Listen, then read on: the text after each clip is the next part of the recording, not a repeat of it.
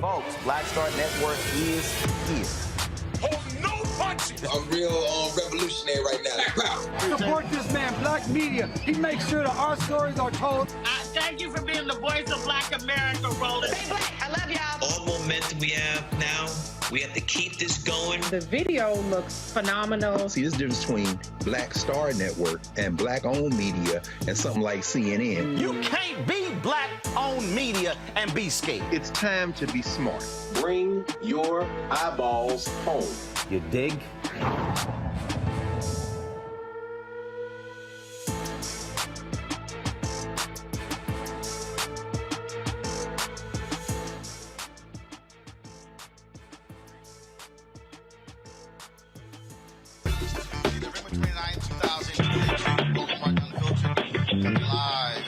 Sandersville, Georgia, on the Black Star Network. 3 days left in early voting all across this state. More than 300,000 folks have already voted. Earlier today, we were with the folks from Georgia Stand Up. We'll show you some of that as they were circumventing the rules, if you will.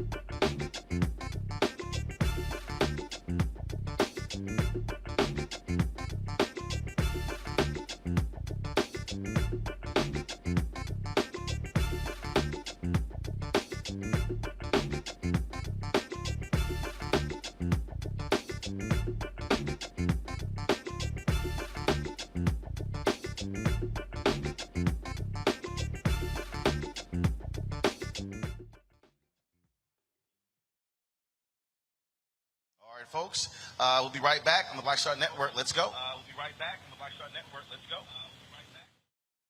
He's got it. Whatever the miss, he's on it. Whatever it is, he's got the scoop, the fact, the find. And when it breaks, he's right on time and it's rolling. Best believe he's knowing. Putting it down from sports to news to politics. With entertainment just for kicks, he's rolling.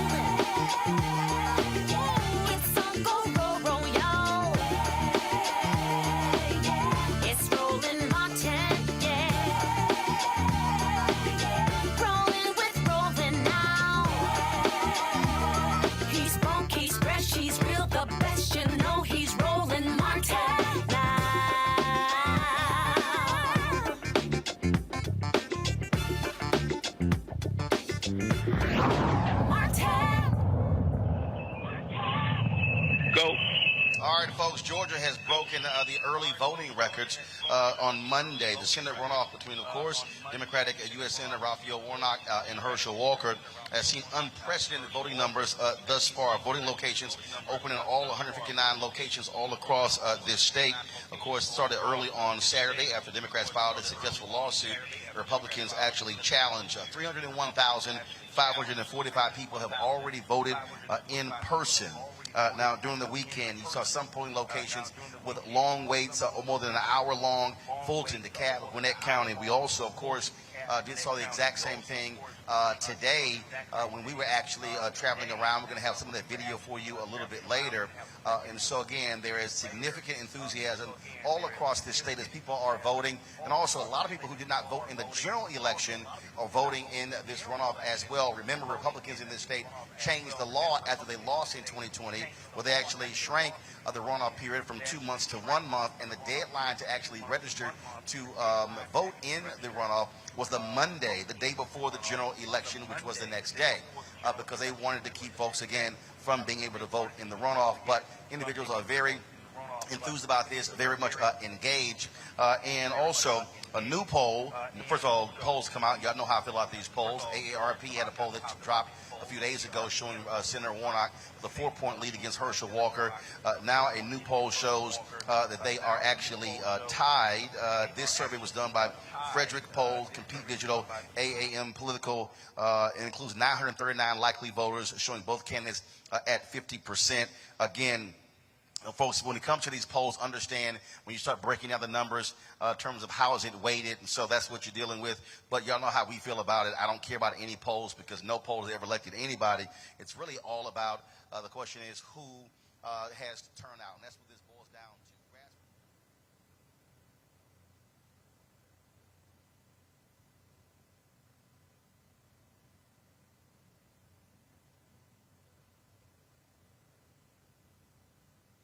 Tasha Cobbs, Leonard Israel Houghton, also Bishop Vashti McKenzie, numerous other pastors will be coming in, other entertainers as well, actor Dooley Hill, a number of folks will be traveling to this state and not just going to Atlanta, but really going to a number of different places all across the state, hitting many of the rural areas where there are African-American voters, trying to reach them to turn out. As I said, early voting ends on Friday. The election is on Tuesday, December 6th. And again, there's so much focus and attention on that. Now, the ads you're seeing all around that have been running as well, nonstop on television, also on radio. But there was a new one that the Warnock campaign has released that shows how people are absolutely confused when they listen to Herschel Walker talk about anything. And so if you have not seen this, trust me, this is not an SNL skit. This is not from Comedy Central. It's actual voters listening to Herschel Walker try to put sentences together. Watch. You ever watch a stupid movie late at night hoping it's going to get better, don't get better, but you keep watching it anyway?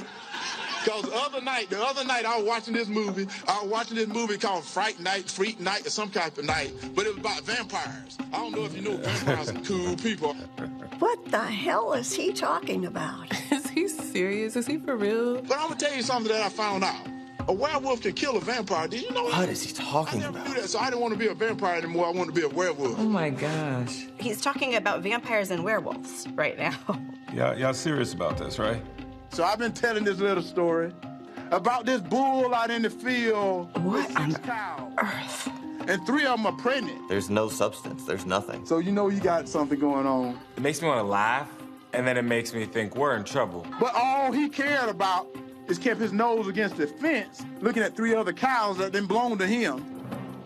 Now all he had to do is eat grass. This video is ridiculous. That's 35 seconds of my life I'll never get back. Why would I want someone like that leading the state of Georgia? Our good air decided to float over to China, bad air. Unbelievable. So when China gets our good air, their bad air gotta move. It's all the same air. Not only does it make no sense, I don't even understand what he thinks he's saying. So it moves over to our good air spaces. And now we gotta clean that back up. I sit and watch these on Twitter, and I'm like, what the heck is this guy talking about? Like, literally, what is he talking about? He's completely unqualified for this really, really serious job. No one's watching this and being like, oh, man, that guy's got it together. And sometimes, like, I read through the comments because I'm like, is anybody actually understanding, or are we just sitting here wasting time? It is embarrassing. Let's call it what it is. It is embarrassing. They just care about getting a yes man, somebody that had just punched the button. I think it's a risk to me and millions of Georgians to put this man in a position of power. Let's call it what it is. This is embarrassing as hell. At all. I mean, well, you know. Oh. Go. Okay, the sister, she just walked off. At the end there. Let me bring up my panel, Dr. Mustafa Santiago Ali, founder, senior advisor, environmental justice at the EPA, Dr. Jason Nichols, senior lecturer, African American Studies Department, University of Maryland, College Park, Randy Bryant, diversity and inclusion strategist, speaker, trainer, and writer. Glad to have all 3 of you here. Jason, I want to start with you because Herschel Walker does not talk about issues at all. In fact, I have no idea what the hell he's even talking about. And this is somebody who wants to be one of 100 United States senators in the United States Senate. We already have one of the dumbest people ever who also has ties to football, and that's Tommy Tuberville, former football coach who was a senator from Alabama. And we all know how dumb he is. But when the man was talking about vampires and wolves and something about a bull. Jason, I don't know about you, but he shouldn't even visit the U.S. Senate, much less be elected. Yeah, you know how I feel about this guy for many different reasons. Character, number one. We've had some unintelligent people in public office before, but unintelligent and of poor character is a terrible combination.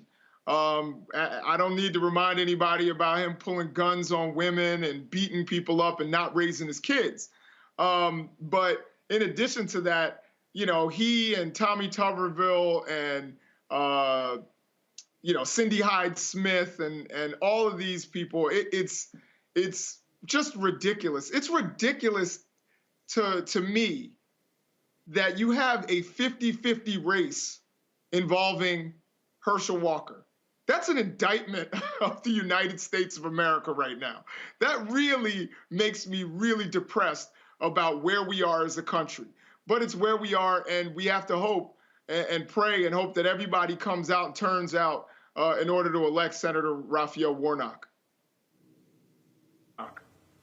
The thing here, Randy, and the reason why, I mean, it is laughable when you watch the video, but when you start talking about the kind of issues that are facing the country, the Land Journal-Constitution, I mentioned this yesterday, did a story how he refuses to answer any questions about Ukraine, Russia, the billions of dollars that we have spent.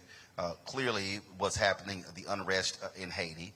When you talk about the issue of inflation and gas prices, when you begin to talk about Medicaid expansion, when you begin to talk about health care, I mean, we can go on and on and on. I mean, this is somebody who literally, his answer to the issue of capping insulin at $35 is people should eat better. Okay? And we could easily say he should speak better. But clearly he's not going back to school. And it's no laughing matter because this is who Republicans have put up. They do not care. They have no problem with him being there because they know that they will be leading him around like somebody who's blind, and he's just going to go, okay, okay, okay. We know this. We do know it. I mean, it's absolutely obvious that everyone knows that he is unqualified. He can't help lead this country. He couldn't help lead me downstairs to buy a soda. This man is absolutely incompetent. And it's embarrassing that we are a country that we would consider someone like this to lead us. It also shows that the Republicans have no bottom. They just don't care about this country as they, in a way that they should. They have simply gotten a puppet to move about. And I'm just almost speechless. I saw today, to speak of his character, now another daughter is speaking out about how cruel he was to her mother and how he has been absent in her life. And people are saying, you're just saying that because you're against Republicans. This is his daughter. When your own flesh and blood says that you are the scum of the earth, what else do you need? What else needs to be said? And I am flabbergasted that people are voting for him, that we are sitting here on the edge of our seats, having to pay attention to this extremely tight race. It does speak a lot about who we are as Americans, how we've fallen, and how we have lost what's important. Mustafa, I was sitting here thinking about when that idiot Lindsey Graham was on Fox News saying the reason they're attacking Herschel because they don't want young black kids growing up being Republicans. And I'm like, no, I know a lot of black Republicans, and I know a lot of them. They are sane, they can talk, they don't pull guns on their wives, they don't lie about working for the FBI, and they surely don't pull out a fake badge at a debate. So this has nothing to do with that, but what Republicans in this state have done, they've said, in order for us to beat a black man, let's go get another black man, and black folks are not smart enough to discern the difference between the two, and I say, show them on December 6th. Yeah. I agree with you 100%. It's really interesting when we look at the candidate that Republicans chose. One, we know that he's a puppet in many instances. We see that when he does interviews, that there is someone to his right and his left in many of those larger sets of interviews that are going on. But then we have to dig a bit deeper because we understand that the Republicans are not serious about engaging with African Americans on the issues that are most pressing to us, and putting up candidates who would actually give real strategic thought to addressing those issues. What we now have is an individual who is very dangerous for both the state of Georgia and dangerous for the country because of all the very significant issues that we have to be able to navigate, with the issues that we're going to have to be able to address, whether it is climate change, there in Georgia, some of the top issues that folks are concerned about are healthcare, as you mentioned, or housing, jobs, inflation, education, crime, and of course, democracy. And of course, we also know that Herschel Walker has not been able to articulate any type of definitive policy on any of those issues. So that says, one, that Republicans don't care about those issues that are impacting our communities, and that they're willing to place anyone in that position whom they thought could siphon off some of the votes from Warnock. And Jason, as I said yesterday, if you're going to the United States Senate, you're not just representing Georgia. You're casting votes that have an impact on millions of Americans across the country, and you're casting votes that have an impact on millions of people around the world. Because United States senators, I mean, we're dealing with international foreign policy issues. You're talking about individuals who are going to be on committees, who are going to be, whose responsibility is dealing with major decisions, voting on federal judges sitting on the bench for a lifetime. And so when you talk about the United States Senate, I mean, the Constitution was written as a way where that was supposed to sort of be at the House of the People's House. Essentially, that's where the crazies are, and the sober folks, that's where they go for the United States Senate to be far more deliberate. That's one of the reasons why the House terms are 2 years. We vote on them every 2 years, but the U.S. Senate terms are staggered, and they're 6-year terms. And that's one of the things that I keep reiterating, Jason, is that this election is so crucial because whoever wins, they are in that position unless they resign or pass away. They're in this position for the next 6 years. 6 years. That has to be on the minds of every person. Do I want that person representing me for the next 6 years in Washington, D.C.? Absolutely. And this election is incredibly important for Democrats in particular because the balance, even though there are people out there who say ridiculous things about us not needing Georgia because there's a 50-50 tie in the Senate, and with Kamala Harris, that'll be 51. We have to remember that the party is basically at the whim of Kyrsten Sinema. And if you get Warnock reelected, that takes a little bit of pressure off, and we make her a little less important. And it makes it so that some Democratic agenda items can actually get through without obstruction. So this race is so incredibly important. And U.S. senators, as you just stated, with them in their 6-year term, and in particular for these next 2 years, we know after that, I personally believe that Manchin, even though, a lot of people have issues with Manchin, I think he's the best you're going to do out of West Virginia. He could be gone, which means the balance of the Senate for these next 2 years is crucial, incredibly crucial to block an out-of-control House, what could be an out-of-control Republican House majority right now if they get, past some of the hurdles that they have right now. The Senate is going to be the firewall. And so it's really important right now that Democrats get Raphael Warnock reelected. When you have someone who is as dangerous, not just as a senator, but just as a human being, if you know his story, he's a dangerous person. And why you would put that person who is mercurial in office is beyond me. This is a person who, again, said he wanted to have a shootout with police, put a gun to his wife's head, hasn't raised any of his kids, hasn't seen one of his children in 7 years, and yet wants to lecture black men about fatherhood. I haven't heard any of his children say anything good about him. Like, not even like he tucked me in at night or whatever.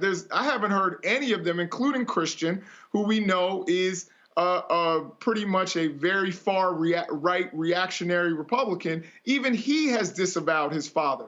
I think, as your other guest said, we need to listen to his family and what they're saying about him. They've already stated his character, and we know that he is not competent, and he doesn't even live in the state that he's trying to represent.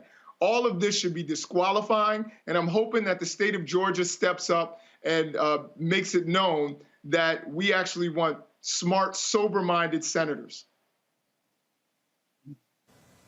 Absolutely. All right, folks, got to go to a break. We come back, we can talk about Veterans Affairs. That's another one of those issues that House and Senate members vote on, dealing with how do we take care of our veterans. And a study shows that the VA, how they have been doing a disservice to black veterans for a very, very long time. We'll discuss that next right here on Roland Martin Unfiltered, broadcasting live in Sandersville, Georgia. Download the Black Star Network app, Apple phone, Android phone, Apple TV, Android TV, Roku, Amazon Fire TV, Xbox One, Samsung Smart TV. You can also support us by joining our Bring the Funk fan club. In fact, we're going to have the video for you. Hopefully, we'll look it up. There was a sister who rolled up on me in Atlanta. She saw me, 76-year-old sister. She says, I got to support your show. I'm going to give you money right now. And literally just handed me $100 to join the Bring the Funk fan club. So Sylvia Stevens, I appreciate that. We'll show you that video with her a little bit later. P.O. Box 57196, Washington, D.C. 20037-0196. Cash App, $RM Unfiltered. PayPal is R Martin Unfiltered. Venmo is RM Unfiltered. Zelle is Roland at RolandSMartin.com. Roland at RolandMartinUnfiltered.com.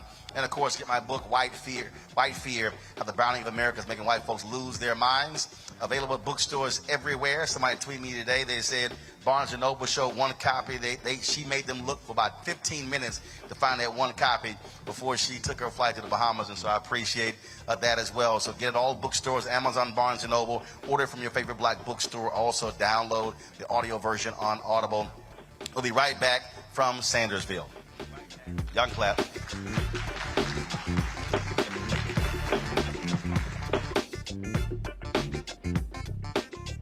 Is it just me? Or does it feel like we've been here before? The whole country's finished voting, and only us left. You'd think Herschel Walker would want to explain what he'd do in the Senate if he actually wants to represent Georgia. Instead, he repeats the same lies, trying to distract from what we all know is true about him. But I think Georgians will see his ads for what they are. Don't you? I'm Raphael Warnock, and yes, we're doing this again. That's why I approve this message. On the next Get Wealthy with me, Deborah Owens, America's Wealth Coach, inflation is on the rise. Interest rates are high. Can you still thrive during these uncertain times?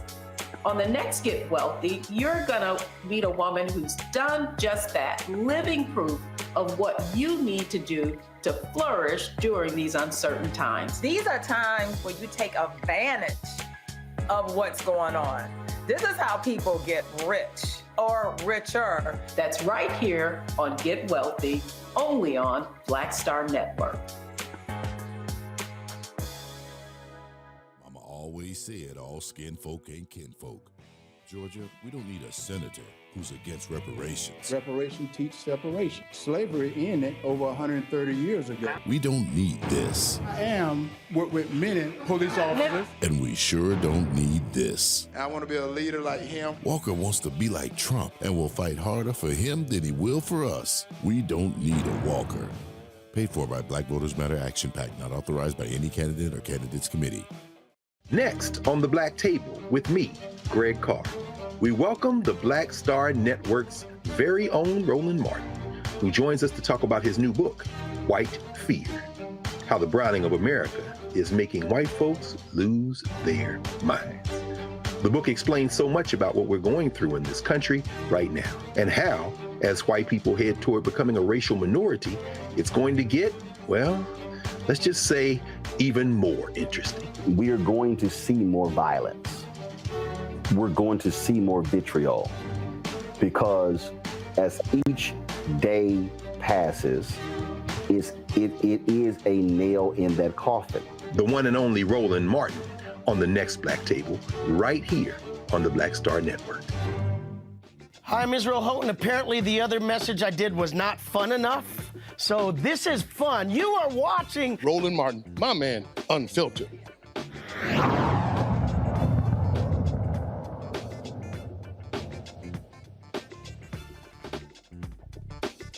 Folks, welcome back to Roland Martin Unfiltered here in Sandersville, Georgia. Glad to be here. We're going to be chatting in a second with some panelists here about this election, what's happening in this state. Glad to see you folks out here as well. Good to see y'all on this Tuesday night. Folks, a black Vietnam veteran is suing the Department of Veteran Affairs for racial discrimination. On behalf of Vietnam veteran Conley Monk Jr., Yale Law School's Veterans Legal Services filed a federal lawsuit alleging Monk was repeatedly denied benefits because he is black. The National Veterans Council for Legal Redress obtained records from Veteran Affairs and found the denial rate for disability compensation was 5.3% higher for black veterans. The racial disparity for average acceptance rates was 6.8%. Joining us right now is Adam Henderson and Michelle Frayling from Yale Law School's Veterans Legal Services Clinic. Adam and Michelle, thanks a bunch. So this discrepancy, how does the VA explain why blacks are being denied at a higher rate than white veterans? Hi, good to see you tonight. So the VA hasn't really responded yet. They have administered benefits in a racially discriminatory way for the past, we have data for the past 20 years, but prior to that, there have been widespread speculation that the VA was administering benefits in the VA system. So we're trying to make Conley Monk, our client, whole for being repeatedly denied over the span of his entire life, pretty much, veterans benefits. So this lawsuit is really important in making sure that he's made whole for the harm that the VA caused him. And Michelle, since y'all done this, have you heard other black veterans talking about their experiences with the VA department? Yeah, so Michelle unfortunately can't join us tonight. Michelle, unfortunately, you just got me, unfortunately. But so yes, we've actually had an outpouring of black veterans who have reached out to us and who have said, this same sort of thing happened to me, and how can we make it right? And what we're hoping is that if Conley is successful in his lawsuit, that this will open up the legal pathway for more black veterans to file similar lawsuits. And in addition, we hope that the VA will make changes to their system so that more black veterans don't have to go through the same discriminatory system that Conley Monk went through. I mean, this sort of reminds me of the NFL concussion lawsuit, where they were using race norming and how black players were being denied.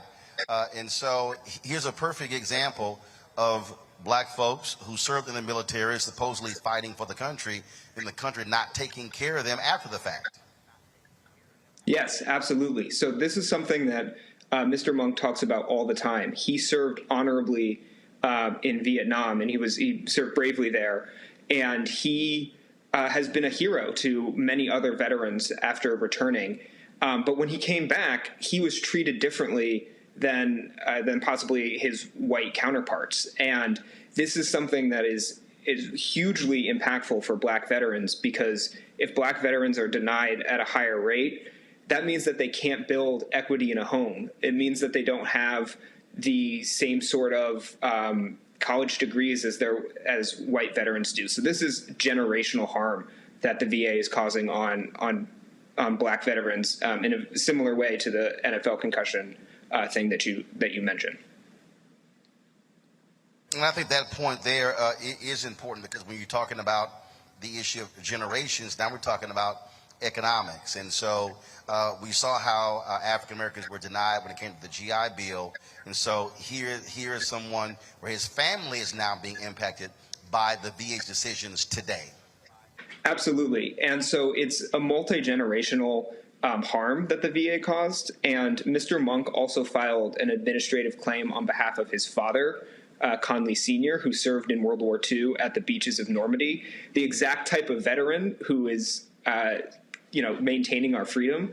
However, when Mr. Monk Sr. got back, he was again denied benefits by the VA. So this is not just Conley Monk Jr., it's Conley Monk Sr., and it's also affecting Conley Monk III and now Conley Monk IV. There is a whole generational line of black veterans who weren't able to reap the same benefits as their white counterparts were able to. So it's something that is really important, and we're hoping that the VA uses this as an opportunity to sit up, take notice, and really rectify the problems that are very apparent in the VA. So if folks want to reach out to you with this lawsuit, how do they do so?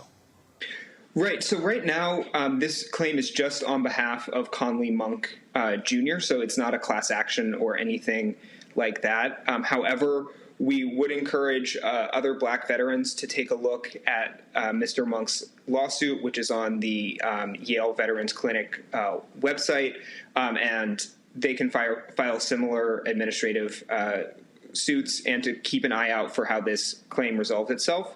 And if this goes as we'd like it to, then hopefully Mr. Monk will provide the legal pathway and other veterans can file similar claims to him. All right, then. Adam Henderson, we appreciate it. Thanks a lot. Thank you so much. Thank you so much. Folks, here's what Veterans Affairs Press Secretary Terrence Hayes said. This issue is unacceptable disparities in both VA benefit decisions and military discharge status due to racism. We're actively working to right these wrongs. We are ensuring that our claims process combats institutional racism rather than perpetuating it.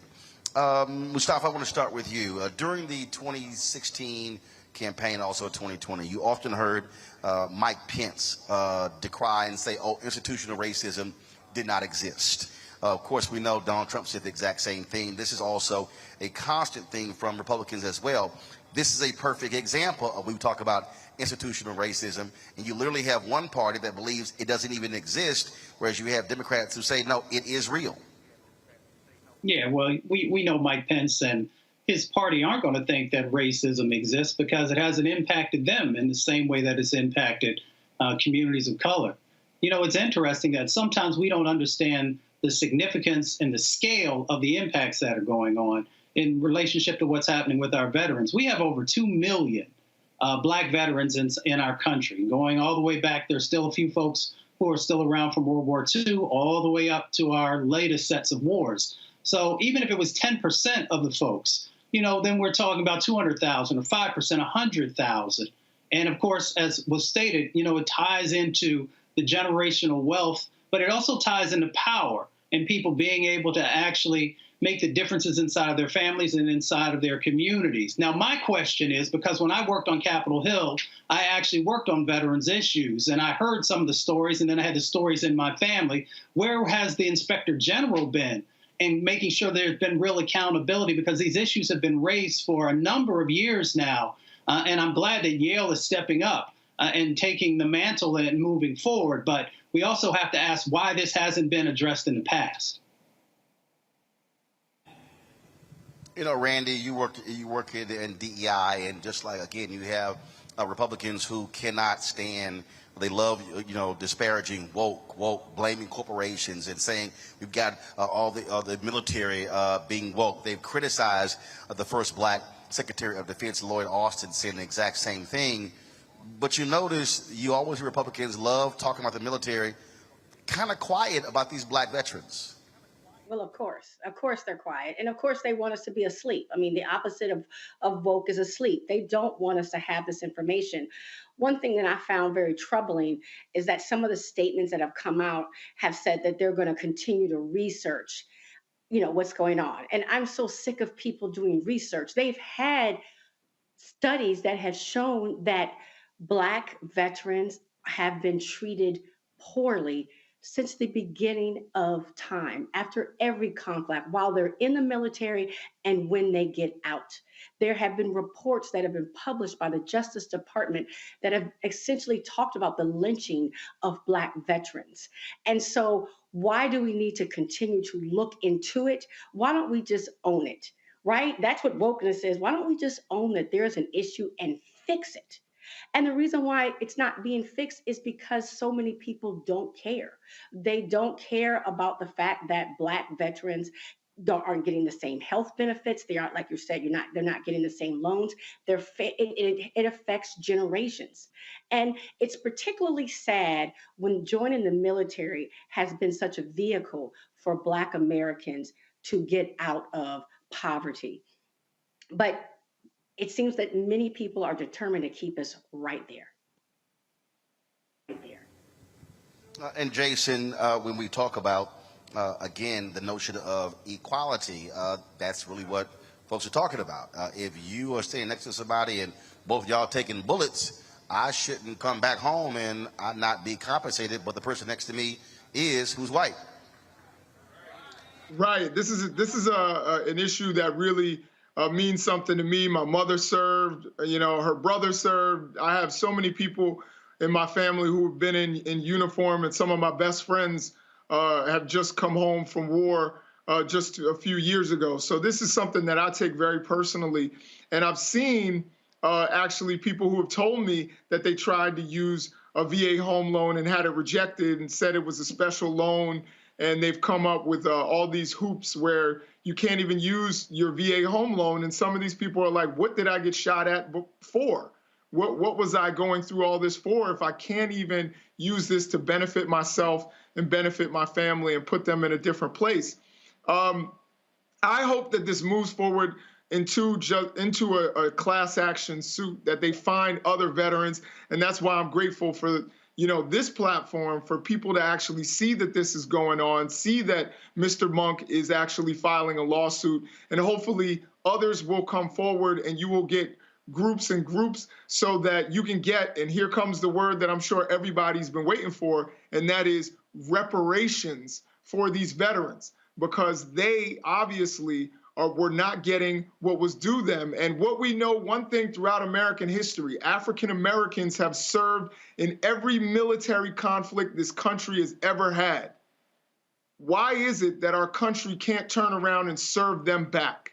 And so we need to rectify that. If, just like Herschel Walker said, well, it was 150 years ago that slavery ended. Well, in that case, we have all of these military conflicts, and we have people who are serving the military right now who are still not being made whole and done right by our federal government.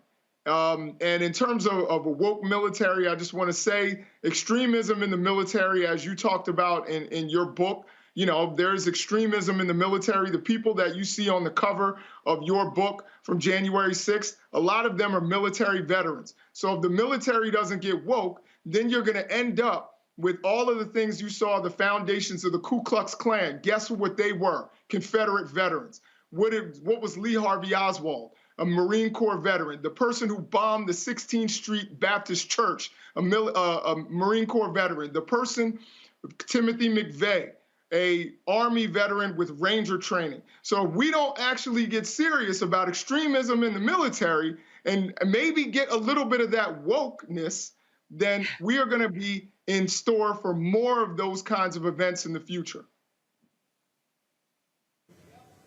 Well, absolutely. And you got folks in this country, in this state, who still are trying to hold on to that old past. As I was driving here, we were about 30 minutes away. I don't even know what city we were in. They had this war memorial. And what was interesting, as we were driving by, and I said, oh, I guarantee that's a Confederate monument. And then we got to the front, and then I saw it, and it says, our Confederate dead. That was a statue. Now, they erected these other monuments. They said World War I, World War II, in Vietnam. They were obviously newer, but clearly the largest one was a Confederate monument. And I said, those are domestic terrorists that this nation and this state is honoring, and that's just a fact. And when you talk about this, the criticism of the military today, you're right. And when a bill went before Congress to combat extremism and these white supremacists in the nation's law enforcement and military, Republicans voted against that bill. Did not want that to be targeted. And so we have to understand that that's what you're dealing with. And so you have people who so-called say, oh, you're not an American, we should honor all veterans, but they don't necessarily love all veterans if they look like us. And so that is a fact there. Gonna go to a break. We come back, we got more headlines, and we're gonna talk to our panel here in Sandersville, talk about this election. They got lots to say, and look forward to hearing what they have to say about the issues that are important and what they want to see out of their United States Senator. It's Warnock Walker here in Georgia. 3 days before early voting ends, the election is on Tuesday, December 6th. We'll be right back on Roland Martin Unfiltered right here on the Black Star Network.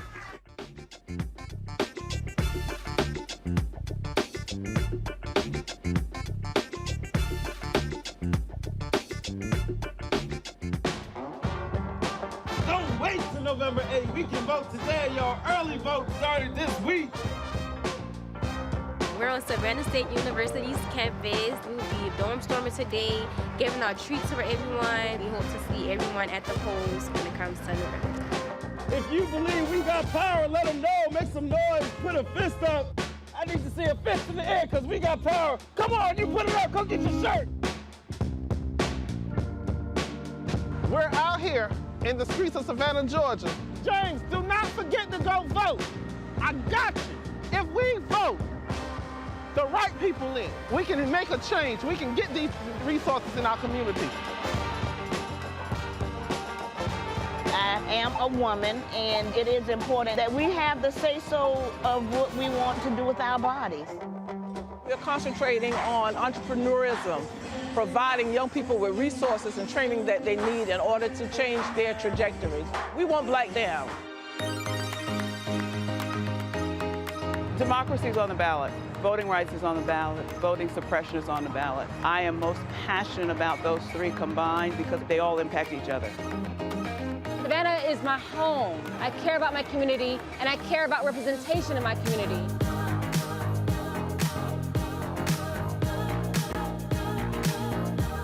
Our voices are still going to be heard no matter what kind of obstacles try to come up against us to stop us from voting. We're still going to be standing our ground. I see the effort that's being made to keep our communities from voting. So that makes me realize it's even more important, because if it wasn't important, they wouldn't be fighting to make sure we couldn't vote. This doesn't stop this year. This is a forever movement. We're going to exert our power as a people, walk in our rightful place. We're going to change our communities, fight for our communities, and build our communities.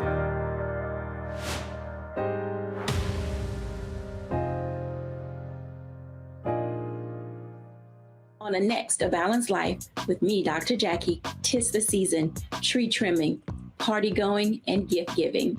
And I don't know about you, but for me, sometimes it can be overwhelming, and sometimes it's just downright exhausting.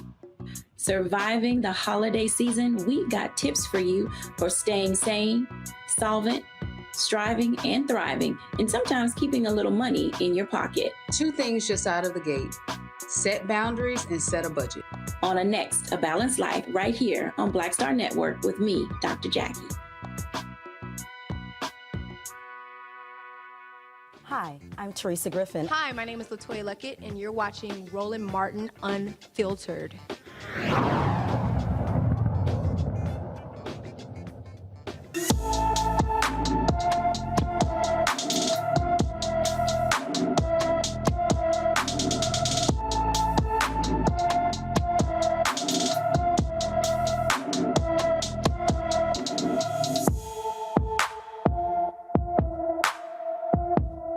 McLean has been missing from Chesterfield, Virginia since August 6th.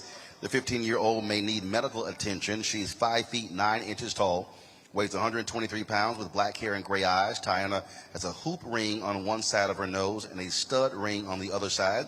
Anyone with information regarding Tiana McLean should call the Chesterfield County, Virginia Police Department at 804 748-1251,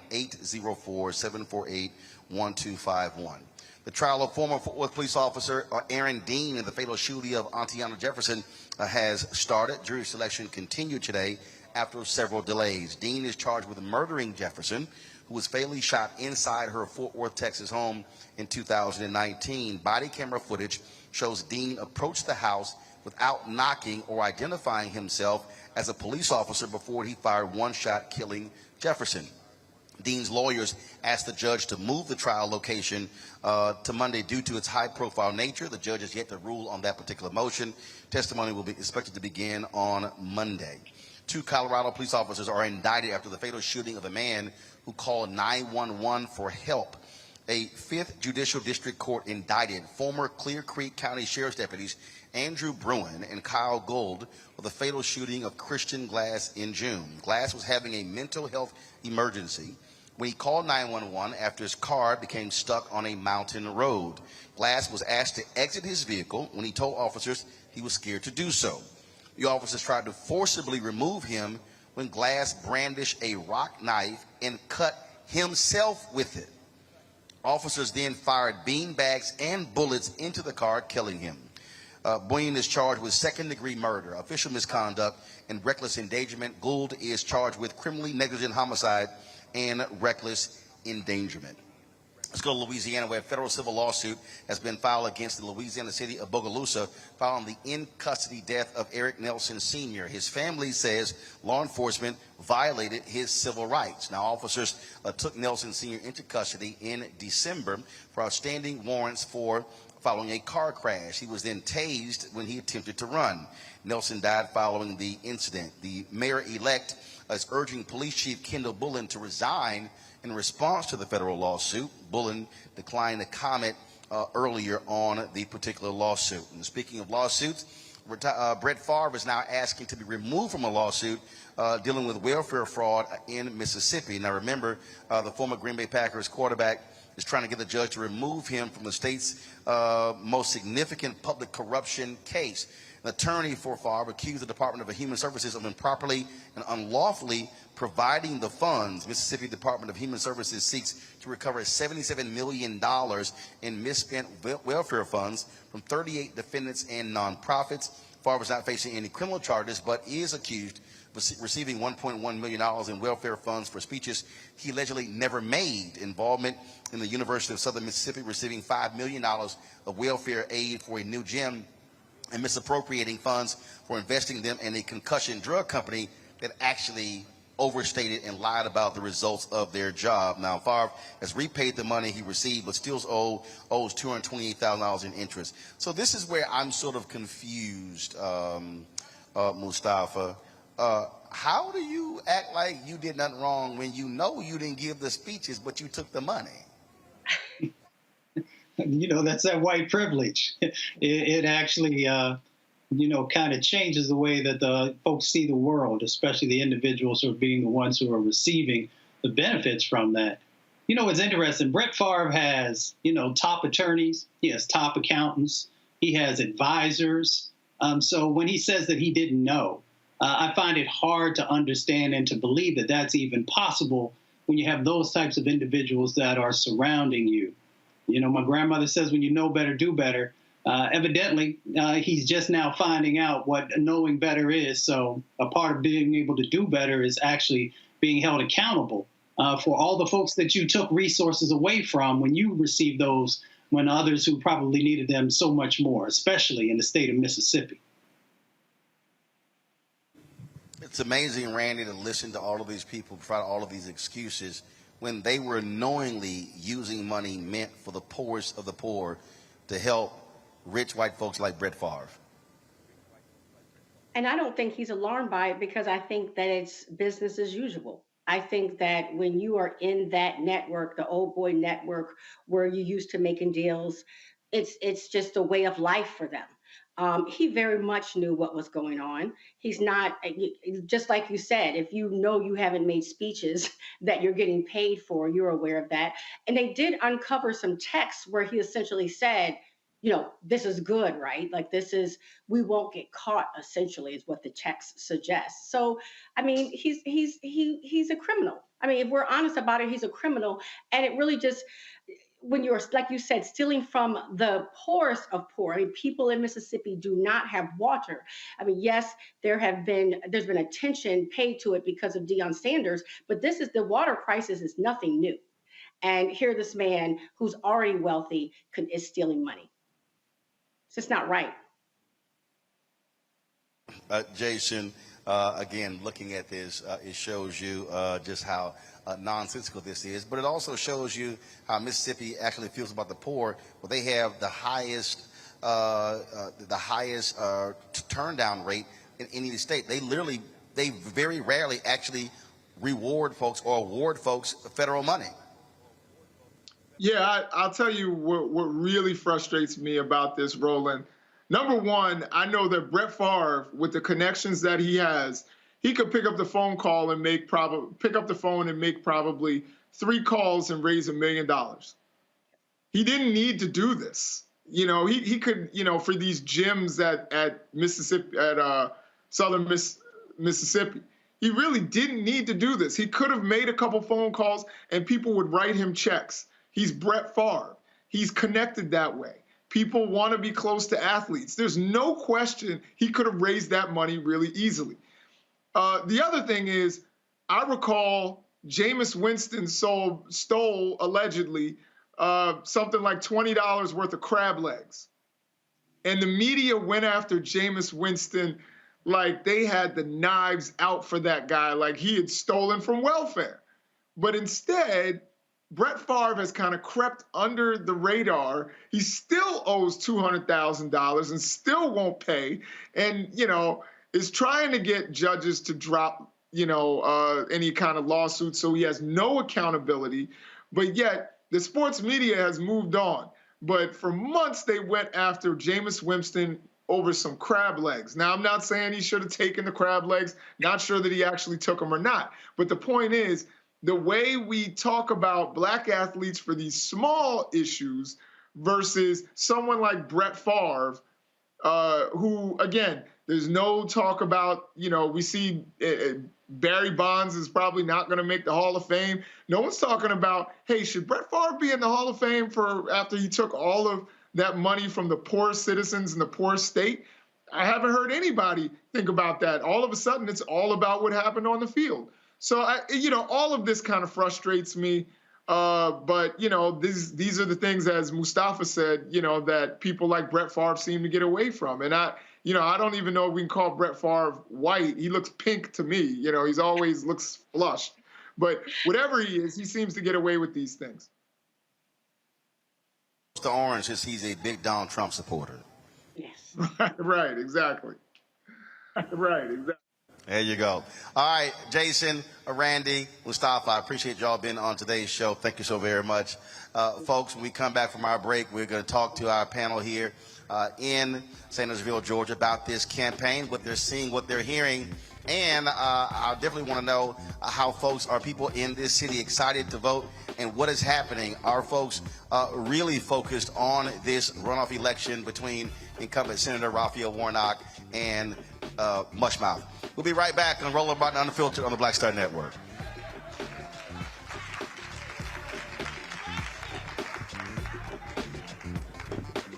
Is it just me? Or does it feel like we've been here before? The whole country's finished voting, and only us left. You'd think Herschel Walker would want to explain what he'd do in the Senate if he actually wants to represent Georgia. Instead, he repeats the same lies, trying to distract from what we all know is true about him. But I think Georgians will see his ads for what they are. Don't you? I'm Raphael Warnock, and yes, we're doing this again. I am on screen, and I am representing what a black man is to the entire world that's gonna see this. And this might be the only black man, a representation of a black man that they see. Right. So I am responsible. Right. For how they see black men. And it's my responsibility to, if I am not playing an upstanding, honorable, someone with a strong principle or moral core, to make sure that this character is so specific. Right. That it is him, not black men. And I wish that more actors would realize how important their position is as an actor of color, playing people of color on screen. Because there are people that see us all over the world in these different images that we portray. And not everyone knows black people to know, yes, that's not all.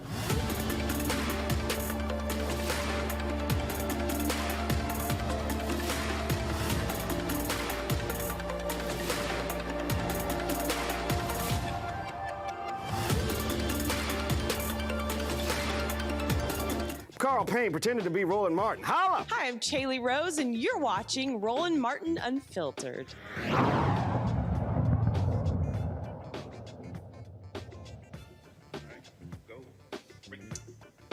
All right, folks, welcome back to Sandersville, Georgia. Glad to be here. Got to see folks out here. They still out there waiting on their wings? All right, y'all. So Like all the seats were filled, and all of a sudden somebody came in, they said, wings ready, and half the folks left. So there's a food truck outside where they're getting their hot wings and their French fries. And so I'll pass up on the fries. I had my salad earlier because, you know, when you're on the road, you can't be trying to sit here and you can gain weight real quick. So I had the salad early, but I'll hit the protein later. So I do the wings, but we'll eat the fries. All right. So let's introduce our panel here. Let's see. First off, on the far left over here, Quentin Howell, host of Love 103.7, chairman of the Baldwin County, Georgia Democratic Committee. Cassandra Worthen Jackson, community activist, owner, Reliable Transport, Level Up. First of all, how many titles we got here? Okay, we got Reliable Transport, Level Up Tax Prep, and Saucy Seafood and more. What's more? We already got 3 different things right here.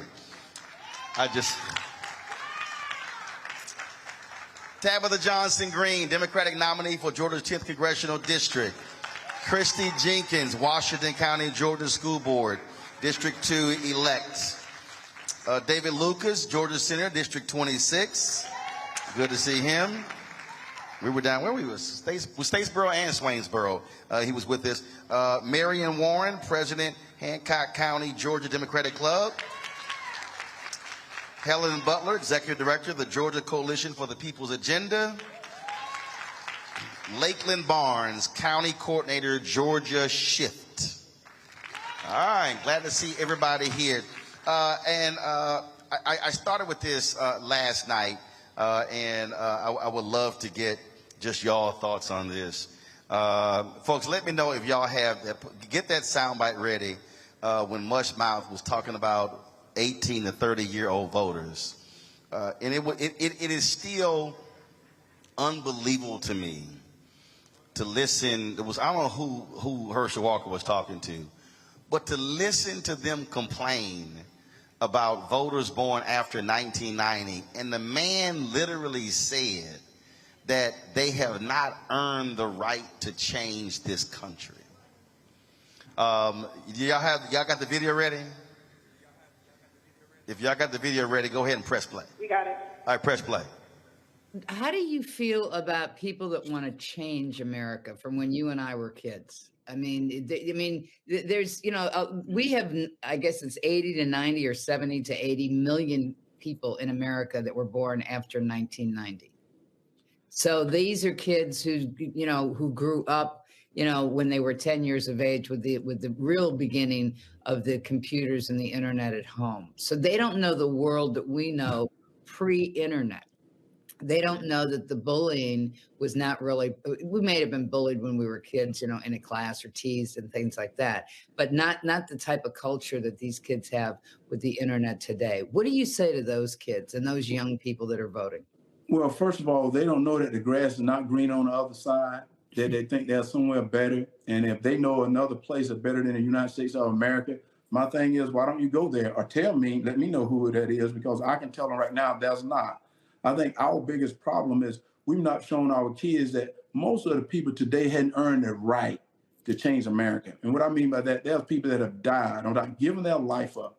There are people that have given their life up to this flag. They've given this life up for the national anthem. They've given their life up for our freedom and these liberties that we have in this country today, and we're taking it for granted.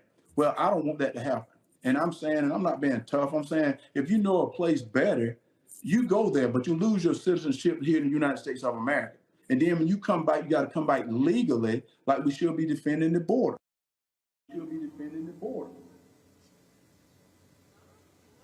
Okay, I told y'all this is like the 3rd time I played it, and I have no idea what the hell he's talking about. Lakeland, I'll start with you, because I think what offends me the most after hearing it again, when he said, people have died for our rights and freedom. And I'm sitting here going, you mean like Jimmy Lee Jackson and Selma? You mean like Cheney, Schwerner, Goodman. You mean like the folks who were beaten. You mean what Bloody Sunday. We can go on and on and on. And those were young people. When we talk about the children who were hit with the fire hoses and the dogs in Birmingham, we can talk about the Albany movement that took place here as well. We can talk about the Nashville movement. We can go on, we can talk about North Carolina A&T and the boycott starting there of lunch counters by 4 college freshmen.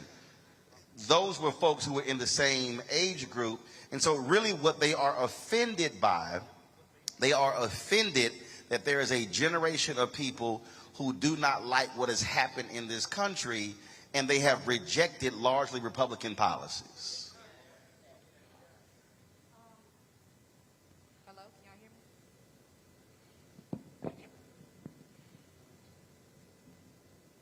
Can y'all hear me now? Okay, that's better, that's better. I think the thing that upsets me is the audacity of him to say, you know, that we don't have a right to change the country when we're the ones inheriting the country. So we're going to be the ones who live, because he's 60 years old. The average lifespan for a male in America, especially a black man, is no longer than 80. So for you to say that we don't get to change this country when you're not going to be the one to see the repercussions of your actions is baffling to me. And I think that also speaks to how young people don't feel comfortable enough to vote now. When you tell us we don't have the authority to change our country, when you tell us that our voice doesn't matter, we take that and we run with it. Because if you're telling us our voice don't matter and then you suppress our votes, you're not just telling us, but you're showing us that we don't matter. And if you want to see a different America, you have to include young people, because we're the ones who are going to build the infrastructure. We're the ones who have the energy. We're the ones who can go and do the things that our older people cannot do. You know, you all give us the wisdom, but we put the power behind the wisdom. So when you neglect us, you're neglecting not just us, but the generation before us. And so for him to say what he said just lets me know that he's not a progressive person and that he's not even someone who actually cares about bettering America. He simply cares about pandering to people to get votes. Because what he said did not make a lick of sense. And so coming from a young person, I just think that Herschel Walker is not the best idea for Georgia, because Georgia has shown itself to be a progressive state. If we choose him, we'll be a regressive state. And I don't think that's what Georgia wants. But Helen, what really, again, bothers me is that when you have that sentiment, so when you say you want to represent all Georgians, what you basically just said is, if you 18 to 32, I ain't talking about you. Talking about everybody else. But when that age group is actually now the largest demographic in America. Oh, Roland, you are so right about that. And I'm talking about, and Herschel talked about, he was a part of the armed services. Well, I think we were recruiting people at age. I don't know which armed services he's a part of. Am I right? I don't know which. I don't know. Did he actually serve? That's right. He was an FBI agent. Oh, that's right. That's a lie. That's right. He was in law enforcement. Okay, that's right. That's a lie. That's 3 lies right there. But he does so much for veterans. And the idea is, if you're going to talk about people, all people, and represent all people, you can't leave out anyone in this country. If you look at the voting statistics, I want all young people, I want to give them a big shout out, because you showed up and you done your job. They made the difference. You named all the children in the civil rights movement. I worked with a lot of the civil rights giants, Dr. Lowry, C.T. Martin, John Lewis, all of those. But the idea was young people gave their lives for this country to make a difference. The little girls bombed in Birmingham. So it's all of those, Jimmy Lee Jackson, all of those that have made a difference. And you see young people now that are standing up. And like Mary Pat Hector, these young people here that are standing up to make a difference for their country.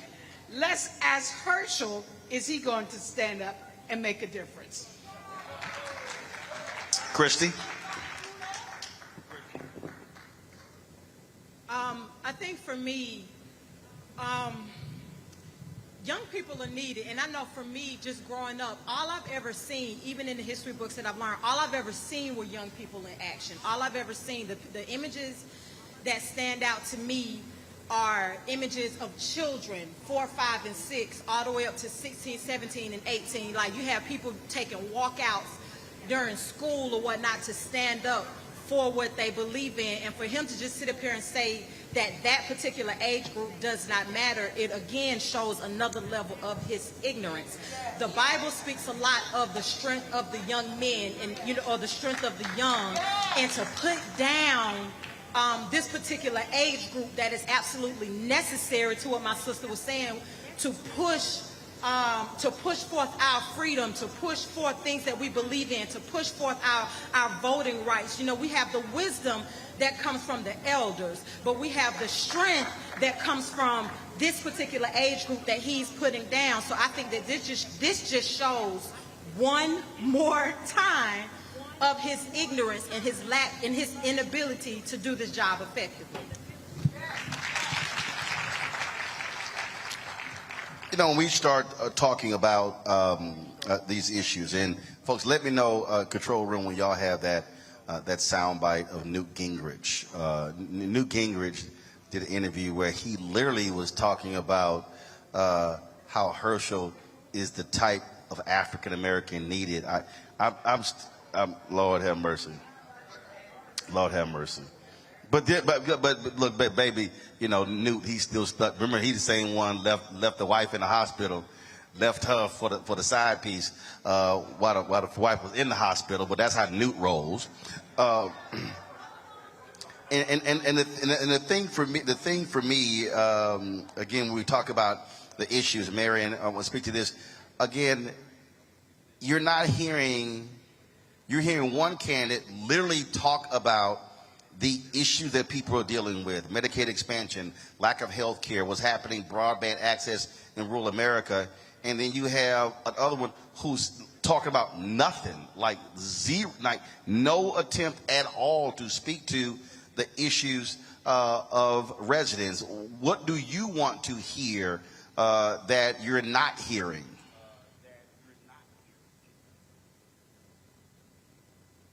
Marion?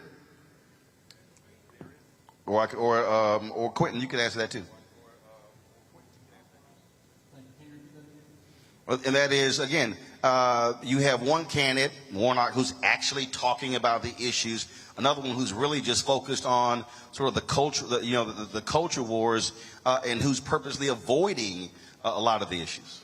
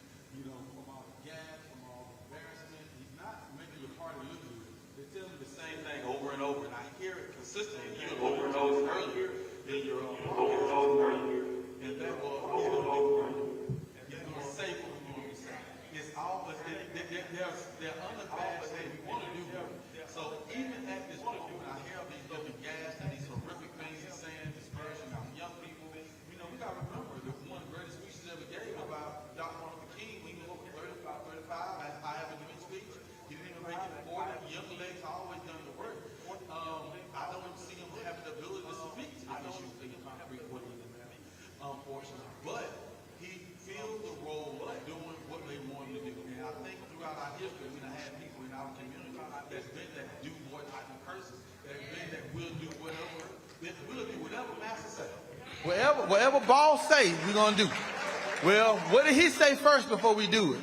And unfortunately, we still seeing that carry on now. And the unfortunate part is, this is one of the first times in recent memory where that type of person could have a decision making over our lives as a United States senator, and he's running neck and neck with someone who's overly qualified for the position. The sadder part to that for me is we didn't have more people who look like me, who feel like this, come out and keep us from being in the runoff a few weeks ago. Right. I don't know if the problem is on Herschel Walker or his supporters, supporters, or the problem might be because Warnock got my what people. was it 49.42? 49 to 48%. Yeah, well, like I said, it was 49.42, and he Yes. picked up again just another half a point. He wins. Yes, sir. So where does the problem in the owners go? I mean, at some point, I expect the Du Bois, I expect Mr. Walker, I expect that side to do what they're doing. But I have to look and see what I expect from my side, what I expect from my people. I'm looking for some room full, some standing rooms only. What was the turnout here? Here in Washington County, the African Americans voted at 48%, and the whoa. Caucasians voted at 49%. But Republicans won this county by Wait, 52. hold on. See, you went too fast. Oh, I'm sorry. So, okay, so I like to deal with numbers. Yes, sir. And so, how many people in this county? Ms. Mamie?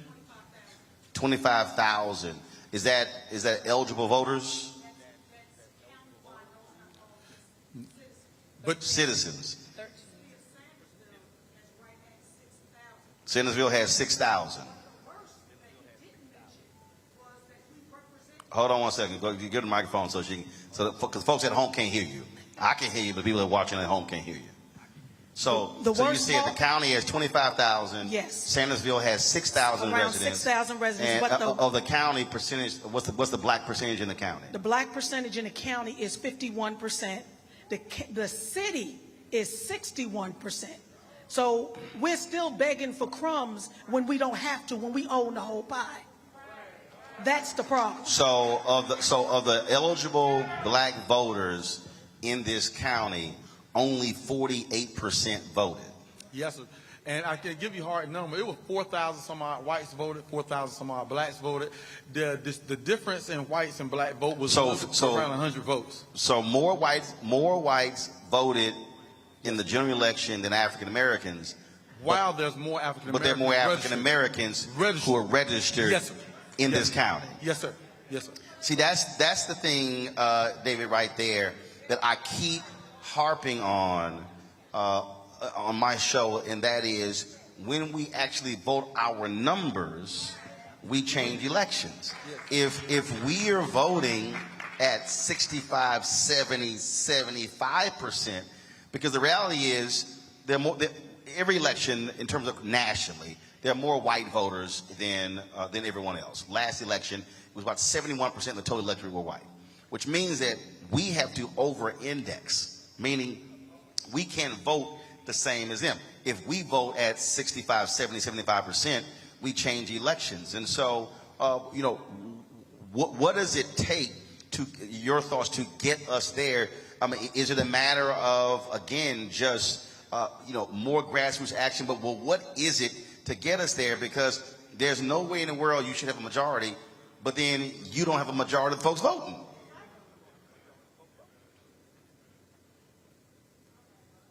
Yeah, it's on. It's on.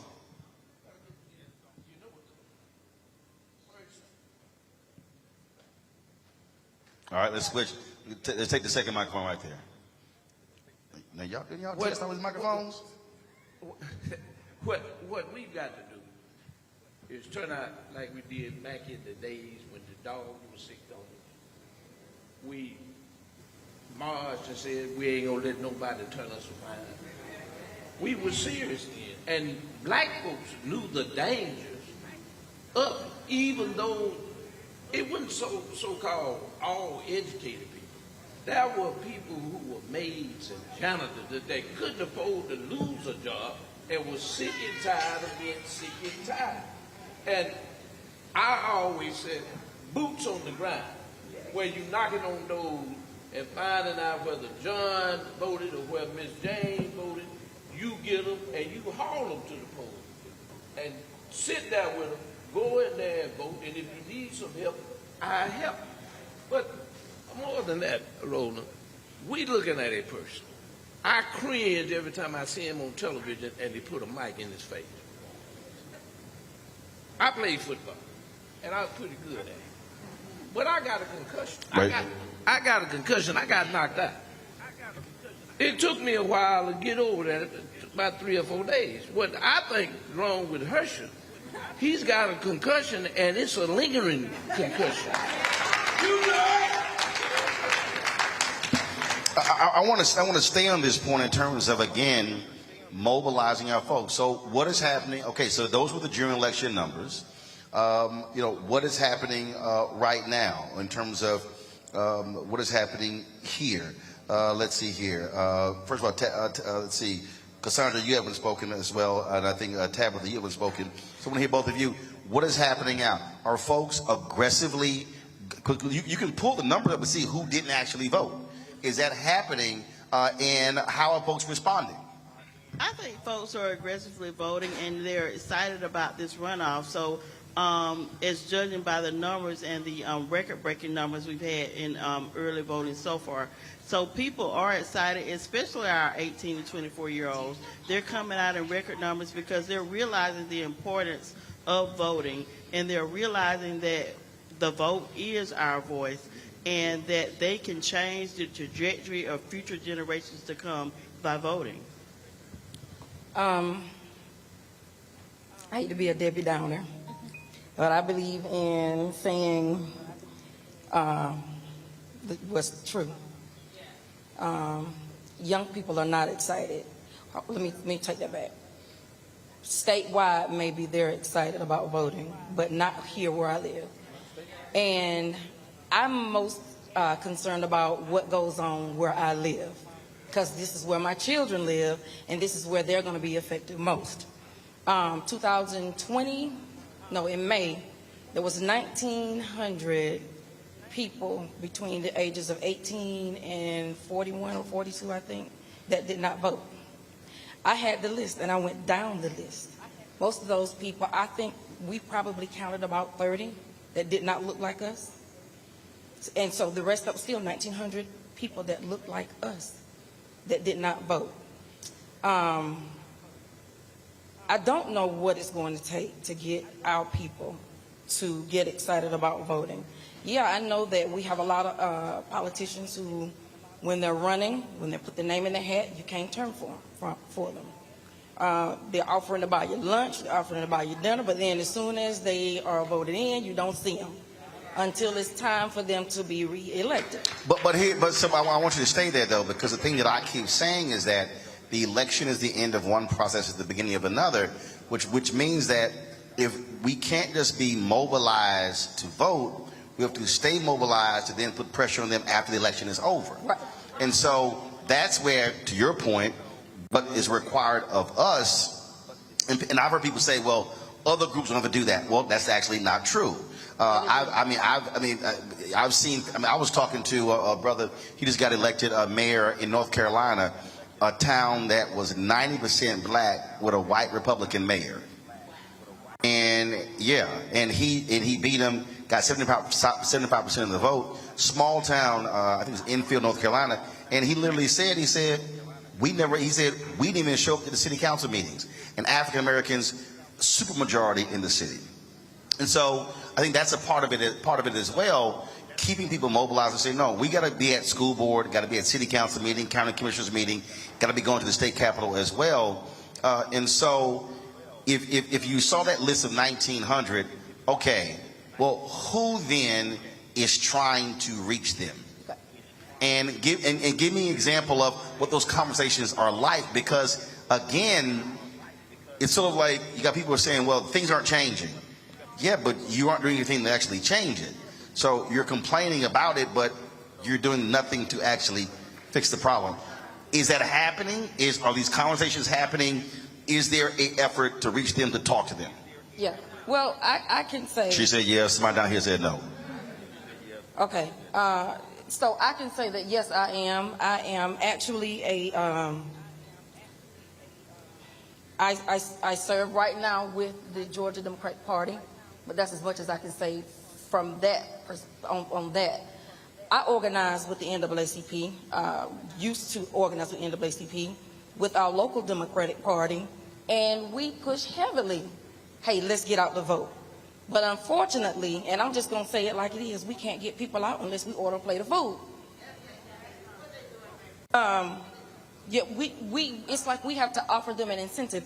But, and when Herschel said, you know, young people don't have the right to vote, it is from where I'm sitting now, young people have never had to ask, can I have a drink of water? Can I come through the front door? So it's like they don't have a reason. There's nothing that they can see right now where I need to go vote. There's nothing. So I don't know. Quentin T. Howell and I don't know. I've just reached the point where I just don't know. Oh, yeah, go ahead. I do want to speak on that as well. The young people that I've engaged with, they are excited. They want people to listen to their concerns and their needs. And so I am that listening ear. And also, they want people to feel like they care about their needs and their interests. So the young people that I've engaged are excited about voting, those 18 to 24-year-olds, all the way up to 30. And actually, I've talked to a lot of young people that are interested in the political process and want to start groups here in Washington County to encourage more Democratic voters. Well, and I think part of the thing is that what we have to do is, and this really is a piece. First of all, if you look at the numbers, more black voters, older black voters, 65 plus, self-identify as Democrats. If you go down the number, folks no longer self-identify. That's just a fact. But then when you also look at the same numbers, who votes the highest? 65 plus. As you go down, that number drops. And so I think what has to happen is, I think our conversation can't be young voters don't care. That also says to me that those who birthed them did not also do what they were supposed to do, which now means we now have to not have a they don't care about voting conversation, but have strategies on what we have to do to get them to care. You want to go ahead and speak? Yes, sir. You stole part of my thunder because I think we forget what a young voter is. I think we completely forget that is. And you just said that the average age of a voter is 65 years old. If you're 45, you're considered a young voter. I mean, you know, being realistic, and no, if you look at the numbers in the state of Georgia, the midterm election, if you look in the 2020 election, and where we break it down from the Democratic standpoint or political standpoint, 29 to 18 or 39 to 30. It's very, very low numbers across the board. We have multiple problems. Not saying we don't have pockets of young people. We're not saying we don't have pockets of our seniors or other people who are engaged that get certain ones there. God bless their hearts. But overall, no. You can't even expect a lot of politicians to put a lot of emphasis on a group of 25-year-olds when he might get 10 people out of there in an hour, where he can get 35 out of very true. 65. I remember I interviewed numbers. then Congressman Jesse Jackson Jr., and there were a group of young voters who came to him, and they said, man, if you don't do this, we're going to put you out of office. He said, I don't give a damn what y'all think. You don't vote. He literally said, you see that building right there? And it was a high rise. He said, it's a bunch of old people in that building. He said, all them vote. He said, y'all ain't gonna do nothing. I listened to all of them. He said, because they gonna roll up in they walkers, in they scooters, in they oxygen tanks. He said, they gonna vote. And the young voters got upset, and he was trying to explain to them, he said, if you are not actually voting your numbers, no one will actually listen to you. Exactly. But I want to put it in context, and you want to jump in. So you mentioned 1900. So let me put this in context. Biden-Harris wins Georgia by 11,000 votes. That list that you gave represents almost 20% of their victory. And I think that's because I think what happens is, and I guarantee you somebody in here is thinking, man, look, it's only 25,000 people in the county. It's only 6,000 in the city. Obama wins North Carolina in 2008 by 14,100 votes. Sherry Beasley loses the Chief Justice of the Supreme Court in North Carolina in 2020 by 401 votes. And so I think what we have to do is we have to literally, I think, have citizenship training classes. I think we have to go back to the basics, and we got to stop assuming that people learn civics in school, because on my show every day, I'm walking people through who have no idea how this is connected to this, is connected to this. I think the education piece is a part of that. Go right ahead. I think the conversation, like you said, it can't be that they don't vote or that they're not energized to vote, because if you pay attention to the political landscape, it's changing because people from my age demographic are actually going out to vote. So it's not that we're not excited. I think the conversation has to go from why aren't you voting to what aren't we hearing? Because a lot of times we vote and our issues don't matter. When you say that we haven't experienced dogs being sicked on us or things like that, we haven't experienced physical violence on that level at all. But what we have experienced was the abortion ban in Georgia. That affected people like us, especially young black women who look like me. So gun violence, we've been affected by a lot of different things, so we don't have to get dogs to be sicked on us for us to understand that there's a problem in Georgia. We know that there's a problem in Georgia, but until we can figure out how to reach young people, because right now the education system is trash in Georgia. We are not, Georgia used to, when I was in school at least, my school used to be one of the top schools in Georgia. It has went down to one of the bottom. And that's because the education system in Georgia is lacking. We don't learn things in school. So when you fault us for not understanding what it means to vote, because we see our grandmas voting, we see our mothers voting, we see our fathers voting, our uncles and our cousins, and nothing changes for our community. So now we're not saying that we don't want to vote. What we are saying is, how can we make sure that our vote is impactful? And we have not been able to see that yet. So as we can until we can understand what our impact is, then we'll really hit the polls. But we're having those conversations. Those people that they talk about on the corner, Peanut and them on the corner, they're having these conversations. They're talking about Warnock and Herschel. They're doing these things. So it's not that people aren't talking about it. It's not that people aren't energized. It's just that we don't understand or we don't see the impact that we're trying to make. Yep. Hold tight 1 second. I'm going to go to the break. I'm going to come back to you and when we come back from the break. Folks, we're here in Sandersville, Georgia. We're going to take a break right now. Yeah, y'all get these microphones straight. And do me a favor, y'all watching on YouTube, Twitch, Black Star Network, Instagram, hit that like button, share button. A lot of y'all comment on YouTube right now, but you ain't hitting the like button. We come back. We should easily be at 1,500 likes, so do that right now. And so don't forget, download the Black Star Network app. Apple phone, Android phone, Apple TV, Android TV, Roku, Amazon Fire TV, Xbox One, Samsung Smart TV. You can also support us by joining our Bring the Funk fan club.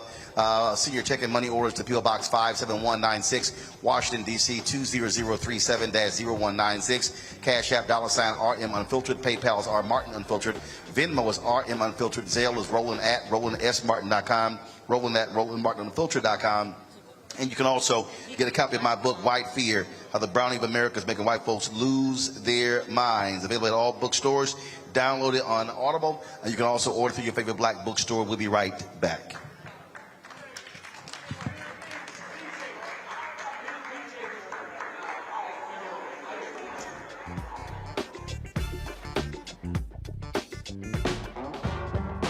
Don't wait till November 8th. We can vote today, y'all. Early vote started this week. We're on Savannah State University's campus. We will be dorm storming today, giving out treats for everyone. We hope to see everyone at the polls when it comes to November. If you believe we got power, let them know. Make some noise. Put a fist up. I need to see a fist in the air because we got power. Come on, you put it up. Come get your shirt. We're out here in the streets of Savannah, Georgia. James, do not forget to go vote. I got you. If we vote the right people in, we can make a change. We can get these resources in our community. I am a woman, and it is important that we have the say-so of what we want to do with our bodies. We're concentrating on entrepreneurism, providing young people with resources and training that they need in order to change their trajectories. We want Black down. Democracy is on the ballot.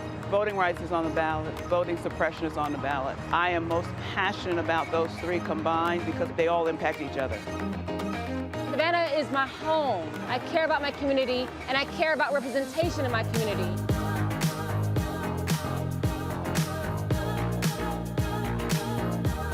Our voices are still going to be heard no matter what kind of obstacles try to come up against us to stop us from voting. We're still going to be standing our ground.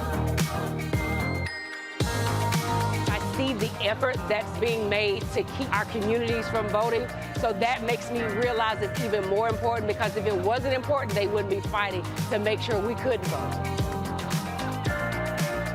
This doesn't stop this year. This is a forever movement. We're going to exert our power as a people, walk in our rightful place. We're going to change our communities, fight for our communities, and build our communities.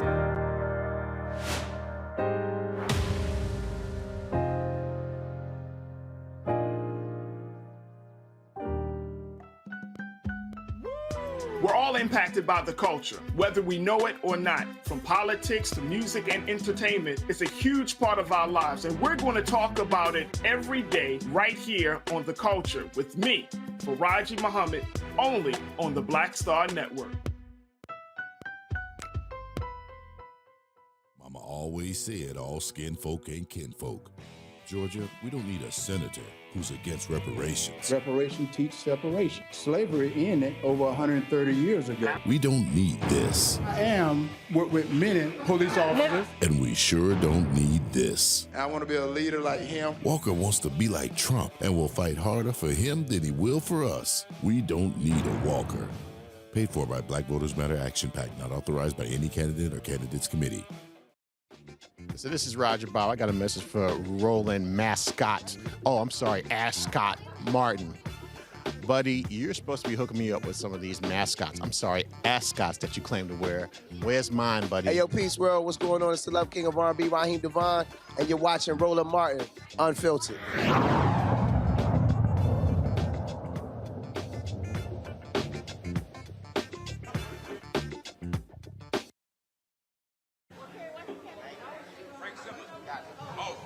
All right, folks, welcome back to Sandersville, Georgia. We're talking about this runoff election going on. We were having a conversation before the break about, again, how do we engage African-American voters, especially young voters, walking them through the issues. Senator, you want to comment? Go right ahead. And then I'm going to go to Christy next, right? Gotcha. Go ahead. Is history. When we had segregated schools, Black history was taught in the school. You knew what happened during the Civil Rights Movement. You saw it on black and white television in Birmingham with Bull Connor and the German shepherds being sick on the folks and the fire hose. You knew about the bombing in Birmingham. And then a lot of black parents took the hands of their kids when they voted and took them with them to vote. See, these young kids don't know anything about black and white on the bathroom door. They don't know nothing about Woolworth. You could go to the back, but you couldn't go through the front door to get nothing to eat and sit at the counter. I remember that. I remember that. And so when we talk about it, when they integrated school, that's where they came up with this CRT. Critical race theory. There ain't no race theory. It's about history.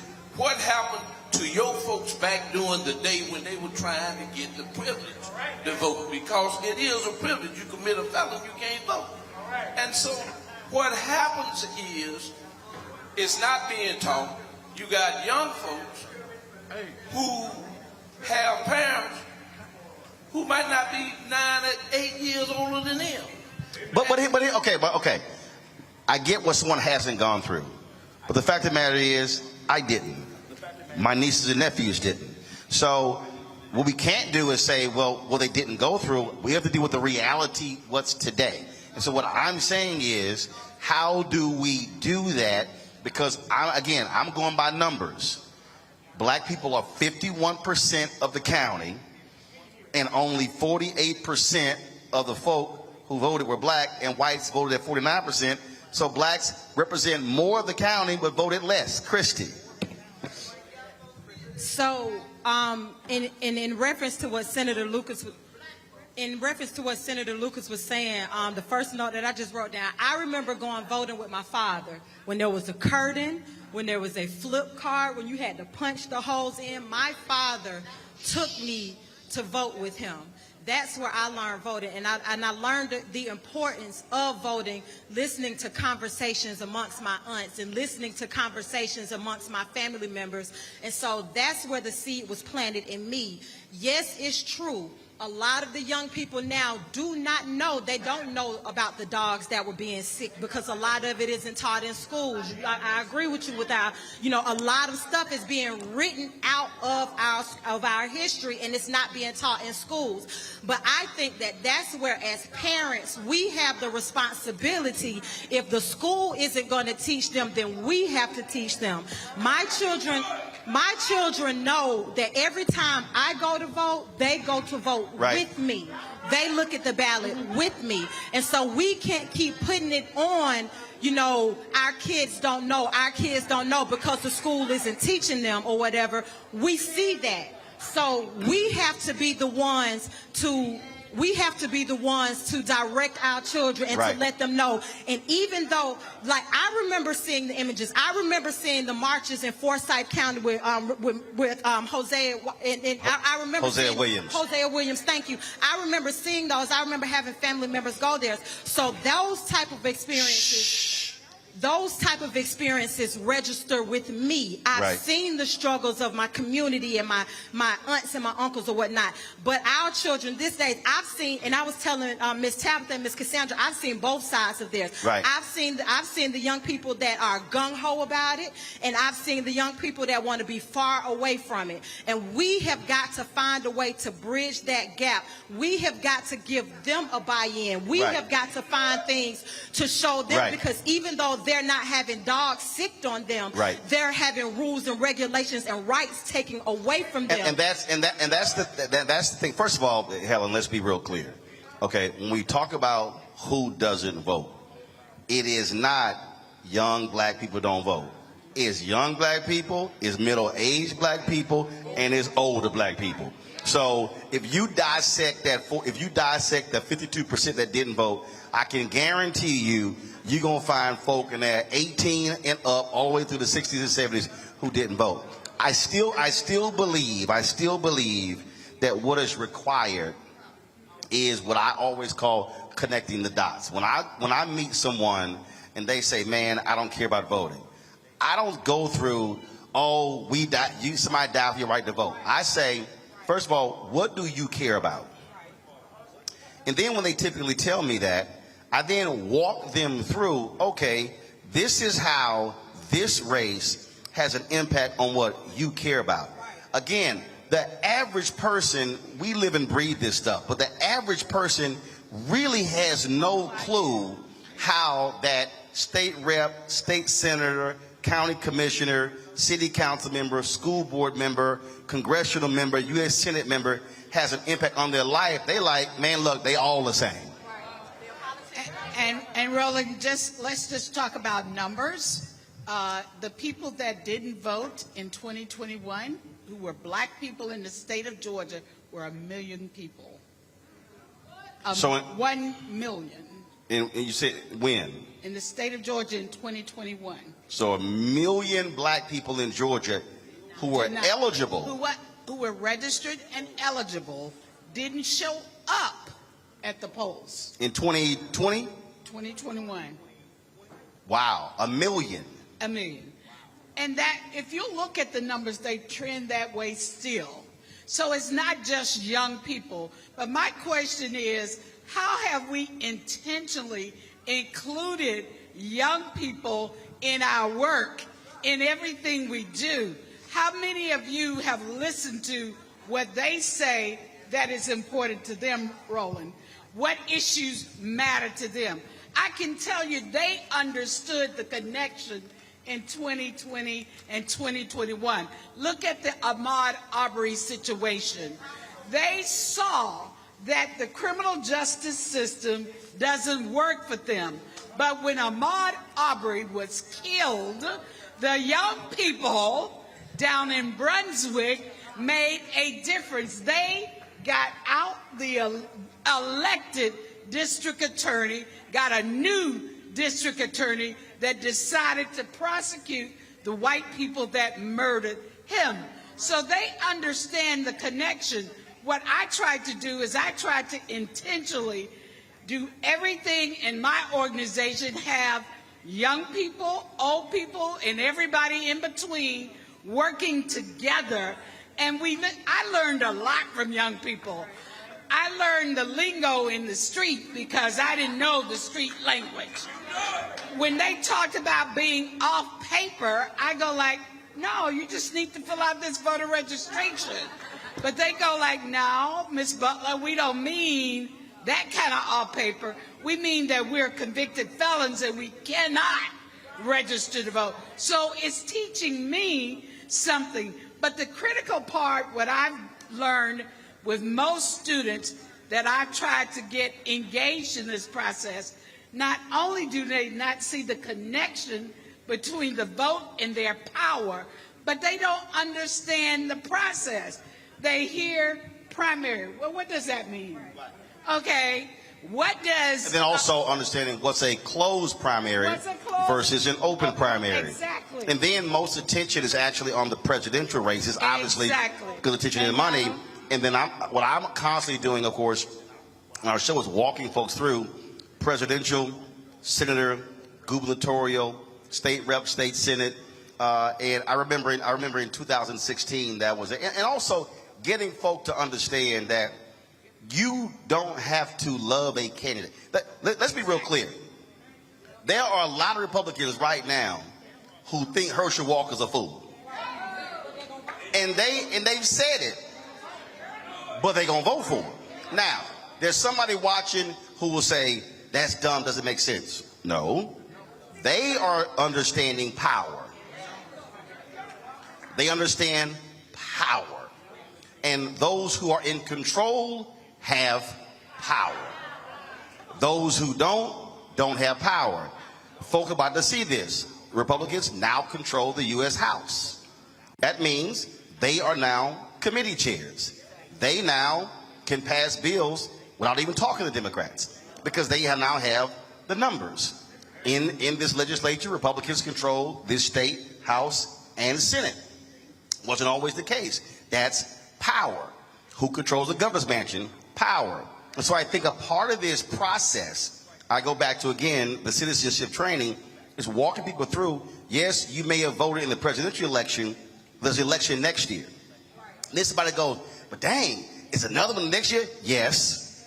Well, the next year? Yes, because, again, federal, state, local. We have to walk people through this to understand. And I'm just saying, I'm not interested, because I can't keep looking at these numbers and go, you know, if we take that up 25%, 35, 40%, we can run the table.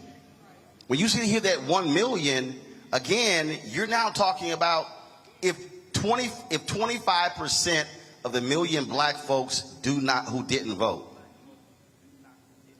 you can run all statewide offices in the state. You can literally throw out the entire Republican leadership in the state if just 25% of those 1 million black people actually voted. Again, but I think that has to be taught. To walk people through that. Go ahead. Microphone, baby, microphone. Can't nobody hear you. The one thing that I'm gathering from that, it is not even about voting. The one thing that they have that, based on what you're saying, that we don't have is the fact that they're united. And we're not. We like you said, you don't have to like the candidate until we understand, like he said, we're stronger in numbers. But you do have to paint the picture of issues. Yeah. And that's what I'm saying. And if I know that somebody, actually, I'm gonna use an example. When Reince Priebus was the Republican National Committee chair, and he came to the Tom Joyner Morning Show, this is what I said. I said, Reince, don't come on the show waving your Republican flag. I said, it ain't gonna go well. I said, my suggestion to you is when you come on, you should come on with 4 or 5 issues that will be appealing to African Americans and talk about those issues. I said, now listen, when Tom and Sybil ask you about voter suppression, take the L, because you're going to get your ass whooped. I said, just letting you know. I said, take the L. Don't try to fight it. Take the L. That's what I told him. He come on the show. He start waving the flag. I'm sitting on, I'm like, I told this fool, this ain't going to work. Then when voter suppression came up, he tried to throw out voter fraud and just got destroyed. And when it was over, I remember Sean Spicer, he called me. I said, Sean, are y'all that dumb? I told you how to talk to black people, but y'all were too dumb and didn't listen. I said, I'm telling you. So the same thing. Today, you cannot go to a lot of black voters waving a Democratic flag. You must go talking about issues that they care about and then say, okay, of the candidates, how do they line up on your issue? Well, to actually highlight that, the truth of it, remember earlier we said the average voter is 65. It's not that you get so much smarter at 65 than you was when you were 64. Your life changes. You get your retirement check. You look at your money as being tied with your vote. The issue or your financial stability is now tied to your vote. Even though it always was, now it's in your face. We know, I look at it a little deeper as a cultural issue. I always say, you know, we raise our kids a little differently.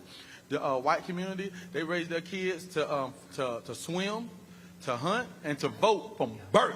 They get guns as gifts before they get teenagers. We teach our kids a little differently. Don't mess with them guns. The cops are going to kill you. Don't jump in that water. You know, poo-poo them drown. Ain't nobody can swim. And don't worry about voting because they're going to do what they want to do anyway. We're the only ethnic group that says that and continuously perpetuates that. And it comes from a cultural background. And stuff like this, I think, fights it. Stuff that well, but it also, well, let's also be honest. It also comes from if you say, and I get this all the time. Folk go, black people been voting this way and nothing changed. Well, first of all, that's a stupid comment. When someone says nothing has changed, one, that's a lie. I mean, you can literally start. I mean, I had one fool who said, "Can you name me one thing Democrats did in the last 20 years to help black people?" And I went, Affordable Care Act. And then he goes, well, that wasn't just for black people. I said, fool, there's nothing you can name that's going to be just for black people. Because ask any politicians, you cannot pass a law just for black people or just for this group. You can't. I mean, I'm like, you didn't understand that. But I had to explain to him how the percentage of black people who are uninsured dramatically dropped as a result of Affordable Care Act. I said, so you can't act as if nothing actually got passed. And so I get someone who says, my grandmother been broke, my grandfather been broke, mom and daddy broke, I'm broke. But then you get to still walk folks through this notion of, okay, but this is how you can change things. Again, this is where education matters. So I just think that this is good. This is going to be a huge thing for us. And I talk about in my book, White Fear. Listen, white folks are declining. Okay, by 2043, people of color will be majority in this country. But we are not maximizing our power because by sitting at home and not voting, we're not putting our people in.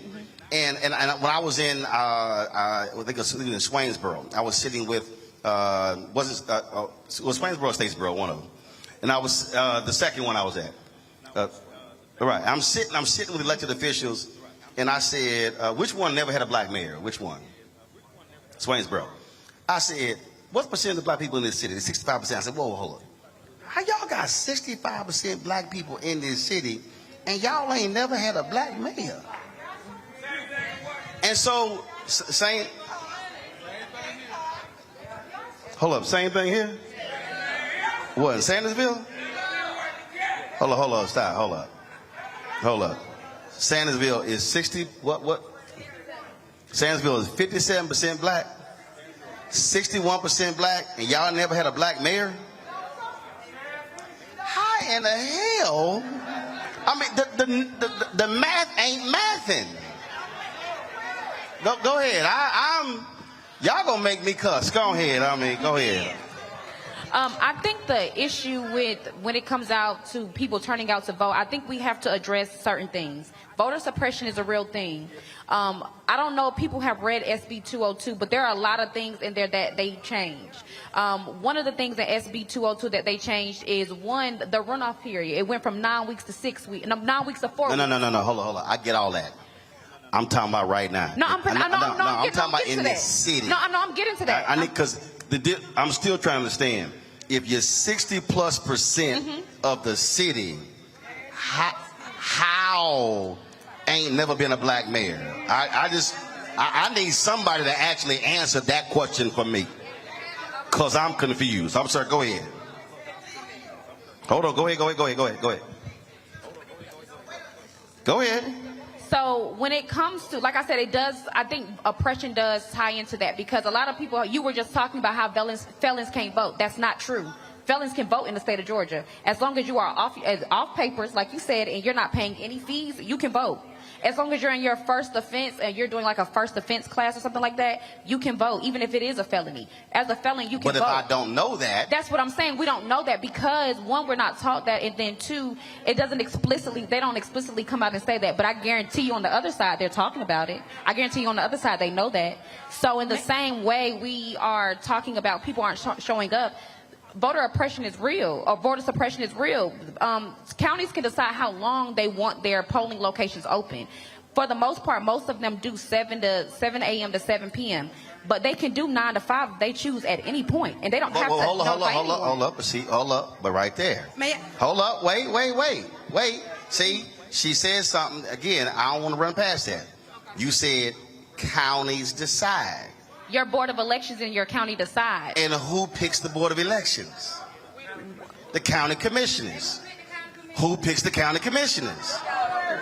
The voters. But we don't also understand the process, like how you said earlier. We don't understand how one is connected to the other. Right. So it's easy to suppress people when they don't know. So when we don't have the info, it's easy to suppress them and tell us you can't vote. So my question. So hold up. Woosah. So now my question is, what is the apparatus? I don't want to hear nothing before today. What is the apparatus right now that's taking this mission on to say, by the next election, we want 48 to be 60? Who is doing it? I think we're all doing it collectively across the state of collectively in the city. I think it's a collective thing, because if you want to ask what apparatus or what one person or what one organization is doing, you can't say that. No, actually you can, because follow me here. I'm not talking about the state. See, here's how I operate. I operate going from macro to micro. I always say you cannot have a strong country without strong states. Strong states need strong cities. Cities need strong neighborhoods. Neighborhoods need strong blocks, streets, houses, individual in a house. So if you're talking about building something, then there's a starting point. And so if you're talking about this city of 6,000 and a county of 25,000, what is the mobilizing entity that says, again, you said you had a list, 1,900, looking at the numbers. We know these people vote. They're in the 48%. How do we get to 60? Who is targeting them on a regular basis, non-election? Because that's what we're talking about. Go ahead. That's what I want to know. I do want to answer that question. I am a member of organizations like the SCLC and about to join the NAACP here. But we've already started having meetings where we are actively looking at different African American members of the community so that we can find African Americans to run for these positions, like mayor. Go ahead, Commissioner Simmons. So you said that y'all are actively recruiting and training people to run for office. That's what I wanted to hear. Yes. That's what I wanted to hear. Go ahead. Contact us. Any person that's interested in running for mayor, city council, county commissioner, please contact us and contact Commissioner Simmons as well, because we are actively recruiting and training members to run for all these different local offices. So Helen, here's why I keep harping on this, and because I'm trying to get people to understand, Amen. When you control the levers of power, you control the money. So what happens is we're over here going, we don't have this. And then I go, who's in control? If we're in control, okay, so this is real basic. How many city council members are there? 5. Hold up. Is 1 black female, is 1 black male? Are these single member districts? Yes. Okay. All right. So that's 2. Is 5 people, right? Now, is it 5 council members and a mayor? Okay, so 4 districts, mayor pro tem and the mayor. Who votes? Mayor doesn't vote. Mayor pro tem. How do you become mayor pro tem? Elected. Is at large. Got it. So basically, if 5 people vote and 2 black right now, if you elect a mayor pro tem, you got majority, which means you control the money. That's what I'm talking about. And I think it's walking folk through. Christy, go ahead. But I just think that, again, if you don't control the money and you don't have the power, you're just having an empty conversation. Go ahead. And that's pretty much what I'm going to say. And you said something about maximizing our power, especially with us having numbers here. But I think one of the things, and I didn't find this out, until I ran, as far as us having the majority of the numbers, but a lot of times we aren't able to maximize our power because we don't realize the power that we actually have. And I think that one of the things that comes along with the voter suppression and oppression and different things like that is to keep us in this dark place to where we don't ask the questions and we don't fight for anything. We don't fight this law. We don't fight why this change is being made, because we don't realize we have the power. But we have to put ourselves, we have to go to these trainings.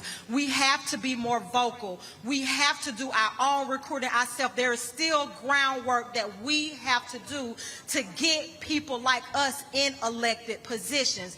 We still have responsibilities as community members, as aunties, as cousins or whatever, and we have to show our community the power that we actually have. I'm going to go to Helen and David. And Helen, the thing is that I keep also saying, this can't only be done before an election. You have to, but I can't get somebody to register until I enlighten and educate them. I got to enlighten, educate, then get them to register. And then even after they register, I got to get them to the polls. So there's a process here. And I think what happens is when we rely on political parties, I ain't got no problem saying it. When we rely on candidates, we're sort of sitting here saying, okay, what they gonna do? Okay, what they gonna do? When they coming in, it's kind of like, if I'm a candidate, I'm actually gonna spend more time on the people who I think gonna vote than the people I've got to try to persuade somebody. So this has to be an education process. Go right ahead. Well, I think the first thing we've got to do is come together as a community. We got to be unified. That ain't gonna happen. No. Hold on. Stop. Y'all can stop clapping. No, y'all can stop clapping. No. Follow me here. No, let me explain this. I need everybody to take that out of your vocabulary. Listen to what I'm about to explain to you. I need you to take that concept. A majority. No. Hold up, Helen. I'm gonna help you out. Here's why I want you to remove that out of your vocabulary. So here's how I look at this here. So let's just like look at this room right here. So if I count, no, Helen, I'm gonna walk you through it. Just trust me. Okay. Somebody might say, man, this place should have been packed. It should have been standing room only. No, I don't talk to empty chairs. I talk to chairs that are filled. If I focus on the chairs that are filled and not the empty chairs, then I can focus on building with the folk who show up. Now, if I counted the people in this room, I'm gonna probably hit 80 to 100. If I have a meeting next month, all I'm gonna say is, I need each one of y'all to bring one person. Now the meeting next month is 200 people. And then I'm gonna say, now I need each one of y'all to bring one person to the next meeting. And that means the next meeting is 400 people. Okay, let's say we have a fourth meeting, and I just asked the 400 just to bring one. We now at 800. If you pull the numbers, you probably will have more people at your fourth meeting than who voted in your last mayoral election. So what happens is when we say we need to unify, what happens is that often means we're waiting for group consensus to gather. I ain't waiting on group consensus. But what I'm doing is I'm just using the basic building model, and because what happens is a lot of times we get frustrated when folk like, if we could be on the same page. I know we're not gonna be on the same page. And I'm cool with that, and I've seen it. Because what I've said is, when the train leaves and you ain't on it, you better hop on when we come back, because we're not gonna slow down and wait on you. And so when I walk folks through there, they go, man, I ain't never thought about that, because a lot of us do stop at, we need unity. A lot of us stop there and they go, well, we don't have it. I'm like, well, what you waiting on? Work with who shows up. That's all I'm saying. Because a lot of our people freeze in place by saying, man, I invited 20 people and 4 showed up. I'm like, well, work with the 4. You worried about the 16 who didn't show up. I have seen more black people stop, not even start something, because they are so concerned that I had somebody who was selling books. They were like, I only sold 2 books. I said, how many you brought with you? Well, I brought 50. You go home 48? Is that less than you came with? They were like, what do you mean? I'm like, okay, you had 50. Now you got 48.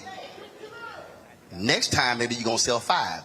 They literally were upset because they didn't sell more than that. I'm like, you got to focus on what you just did. That's really what I mean, because a lot of us stop right there. That's what I mean. But Helen, go ahead with your point. And Senator, you go, Senator Helen, hold up, Helen the Senator, because he over here been he about to sit here about. I got a question to ask. Okay. Are you giving us a concrete way to unify, or a concrete way to build a coalition? I just gave it to you. Yeah. This is it's just real. It's just. I like to make it simple, because this is the experience that I've had all around the country. And trust me, folks say, I heard when I was in Swainsboro, man, you don't know the black people in Swainsboro. I'm like, yep. Dr. King said, if we could change the Negro in Chicago, we can change every Negro in America. There's not a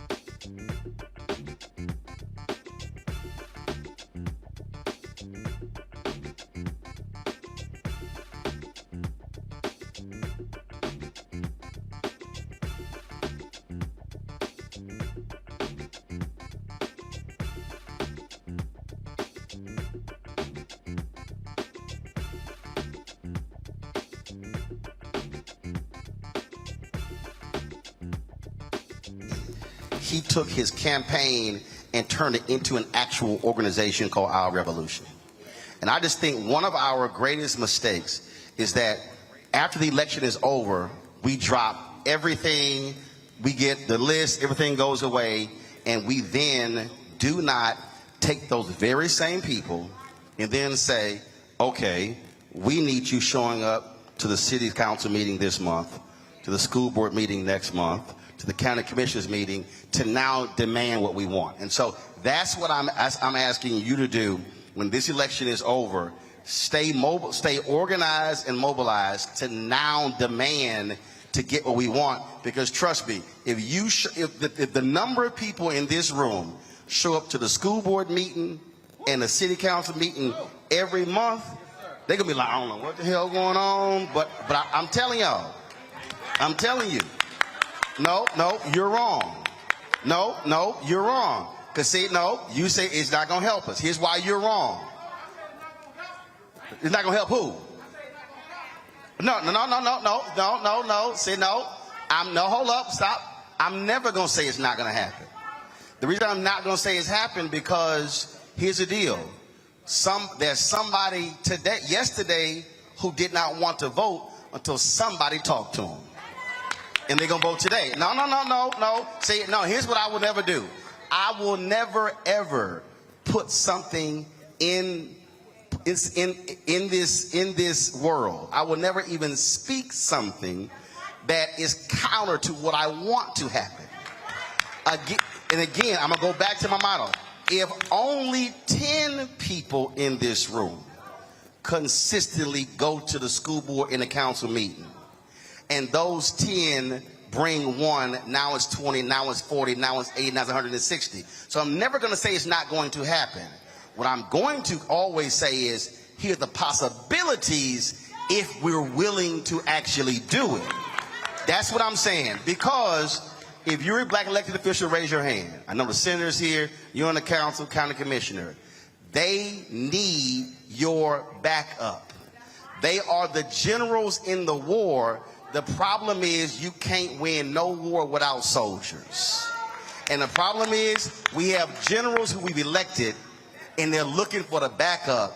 So they need you showing up at the school board meeting and the city council meeting. And trust me, there's no city council member, there's no school board member, there's no county commissioner, there's no state senator, there's no state rep, that if they see 50 or 100 folk walk through the door, their first response is, who the hell are these people? What do they want? And who they coming after? And if you come back 2-3 times, do you know what they doing? They counting votes. They going, now they came back 3 straight months. My behind might be thrown out of office. I might want to respond to what they got to say. And here's what they gonna do. I'm gonna tell you what they gonna do. They gonna try to wait you out. Well, let me do this here. I'm gonna go ahead and mess with them about 3-4 months. 6 months later, damn, they still here. 9 months later, they still here. You keep showing up, and then, but let's say after a year, election coming up, then they start calculating. Now, they've been coming here every single month for the last year. I know they're gonna throw my behind out. Trust me, you're gonna see change, but it will not happen if we don't actually do it. Thanks to our panel here. I appreciate it. Thanks to all y'all for showing up. Give it up for the food truck and the wings. Tell them to have my wings. I don't want no sauce on it. I want mine dry. I'm good. Thanks everybody for coming out. Don't forget, call Farve. Willing to take them to the polls, because we can actually change this by ourselves. Just us, for us, by us. That's what it's all about. Sandersville, thanks a lot. Folks, I'm going to be in Tulsa tomorrow with Demario Solomon Simmons. We'll be live streaming the rally taking place tomorrow in Tulsa. I'm back in Georgia on Thursday. President Obama is going to be with the rally with Warnock on Thursday as well. And then, of course, we're going to be here Friday as well. So y'all know we on top of this thing. Let me thank everybody who's watched the show. We certainly appreciate it. Don't forget, download the Black Star Network app, available on all platforms: Apple phone, Android phone, Apple TV, Android TV, Roku, Amazon Fire TV, Xbox One, Samsung Smart TV. I'll see you guys tomorrow right here. Roland Martin Unfiltered on the Black Star Network live from Tulsa, Oklahoma. Holla!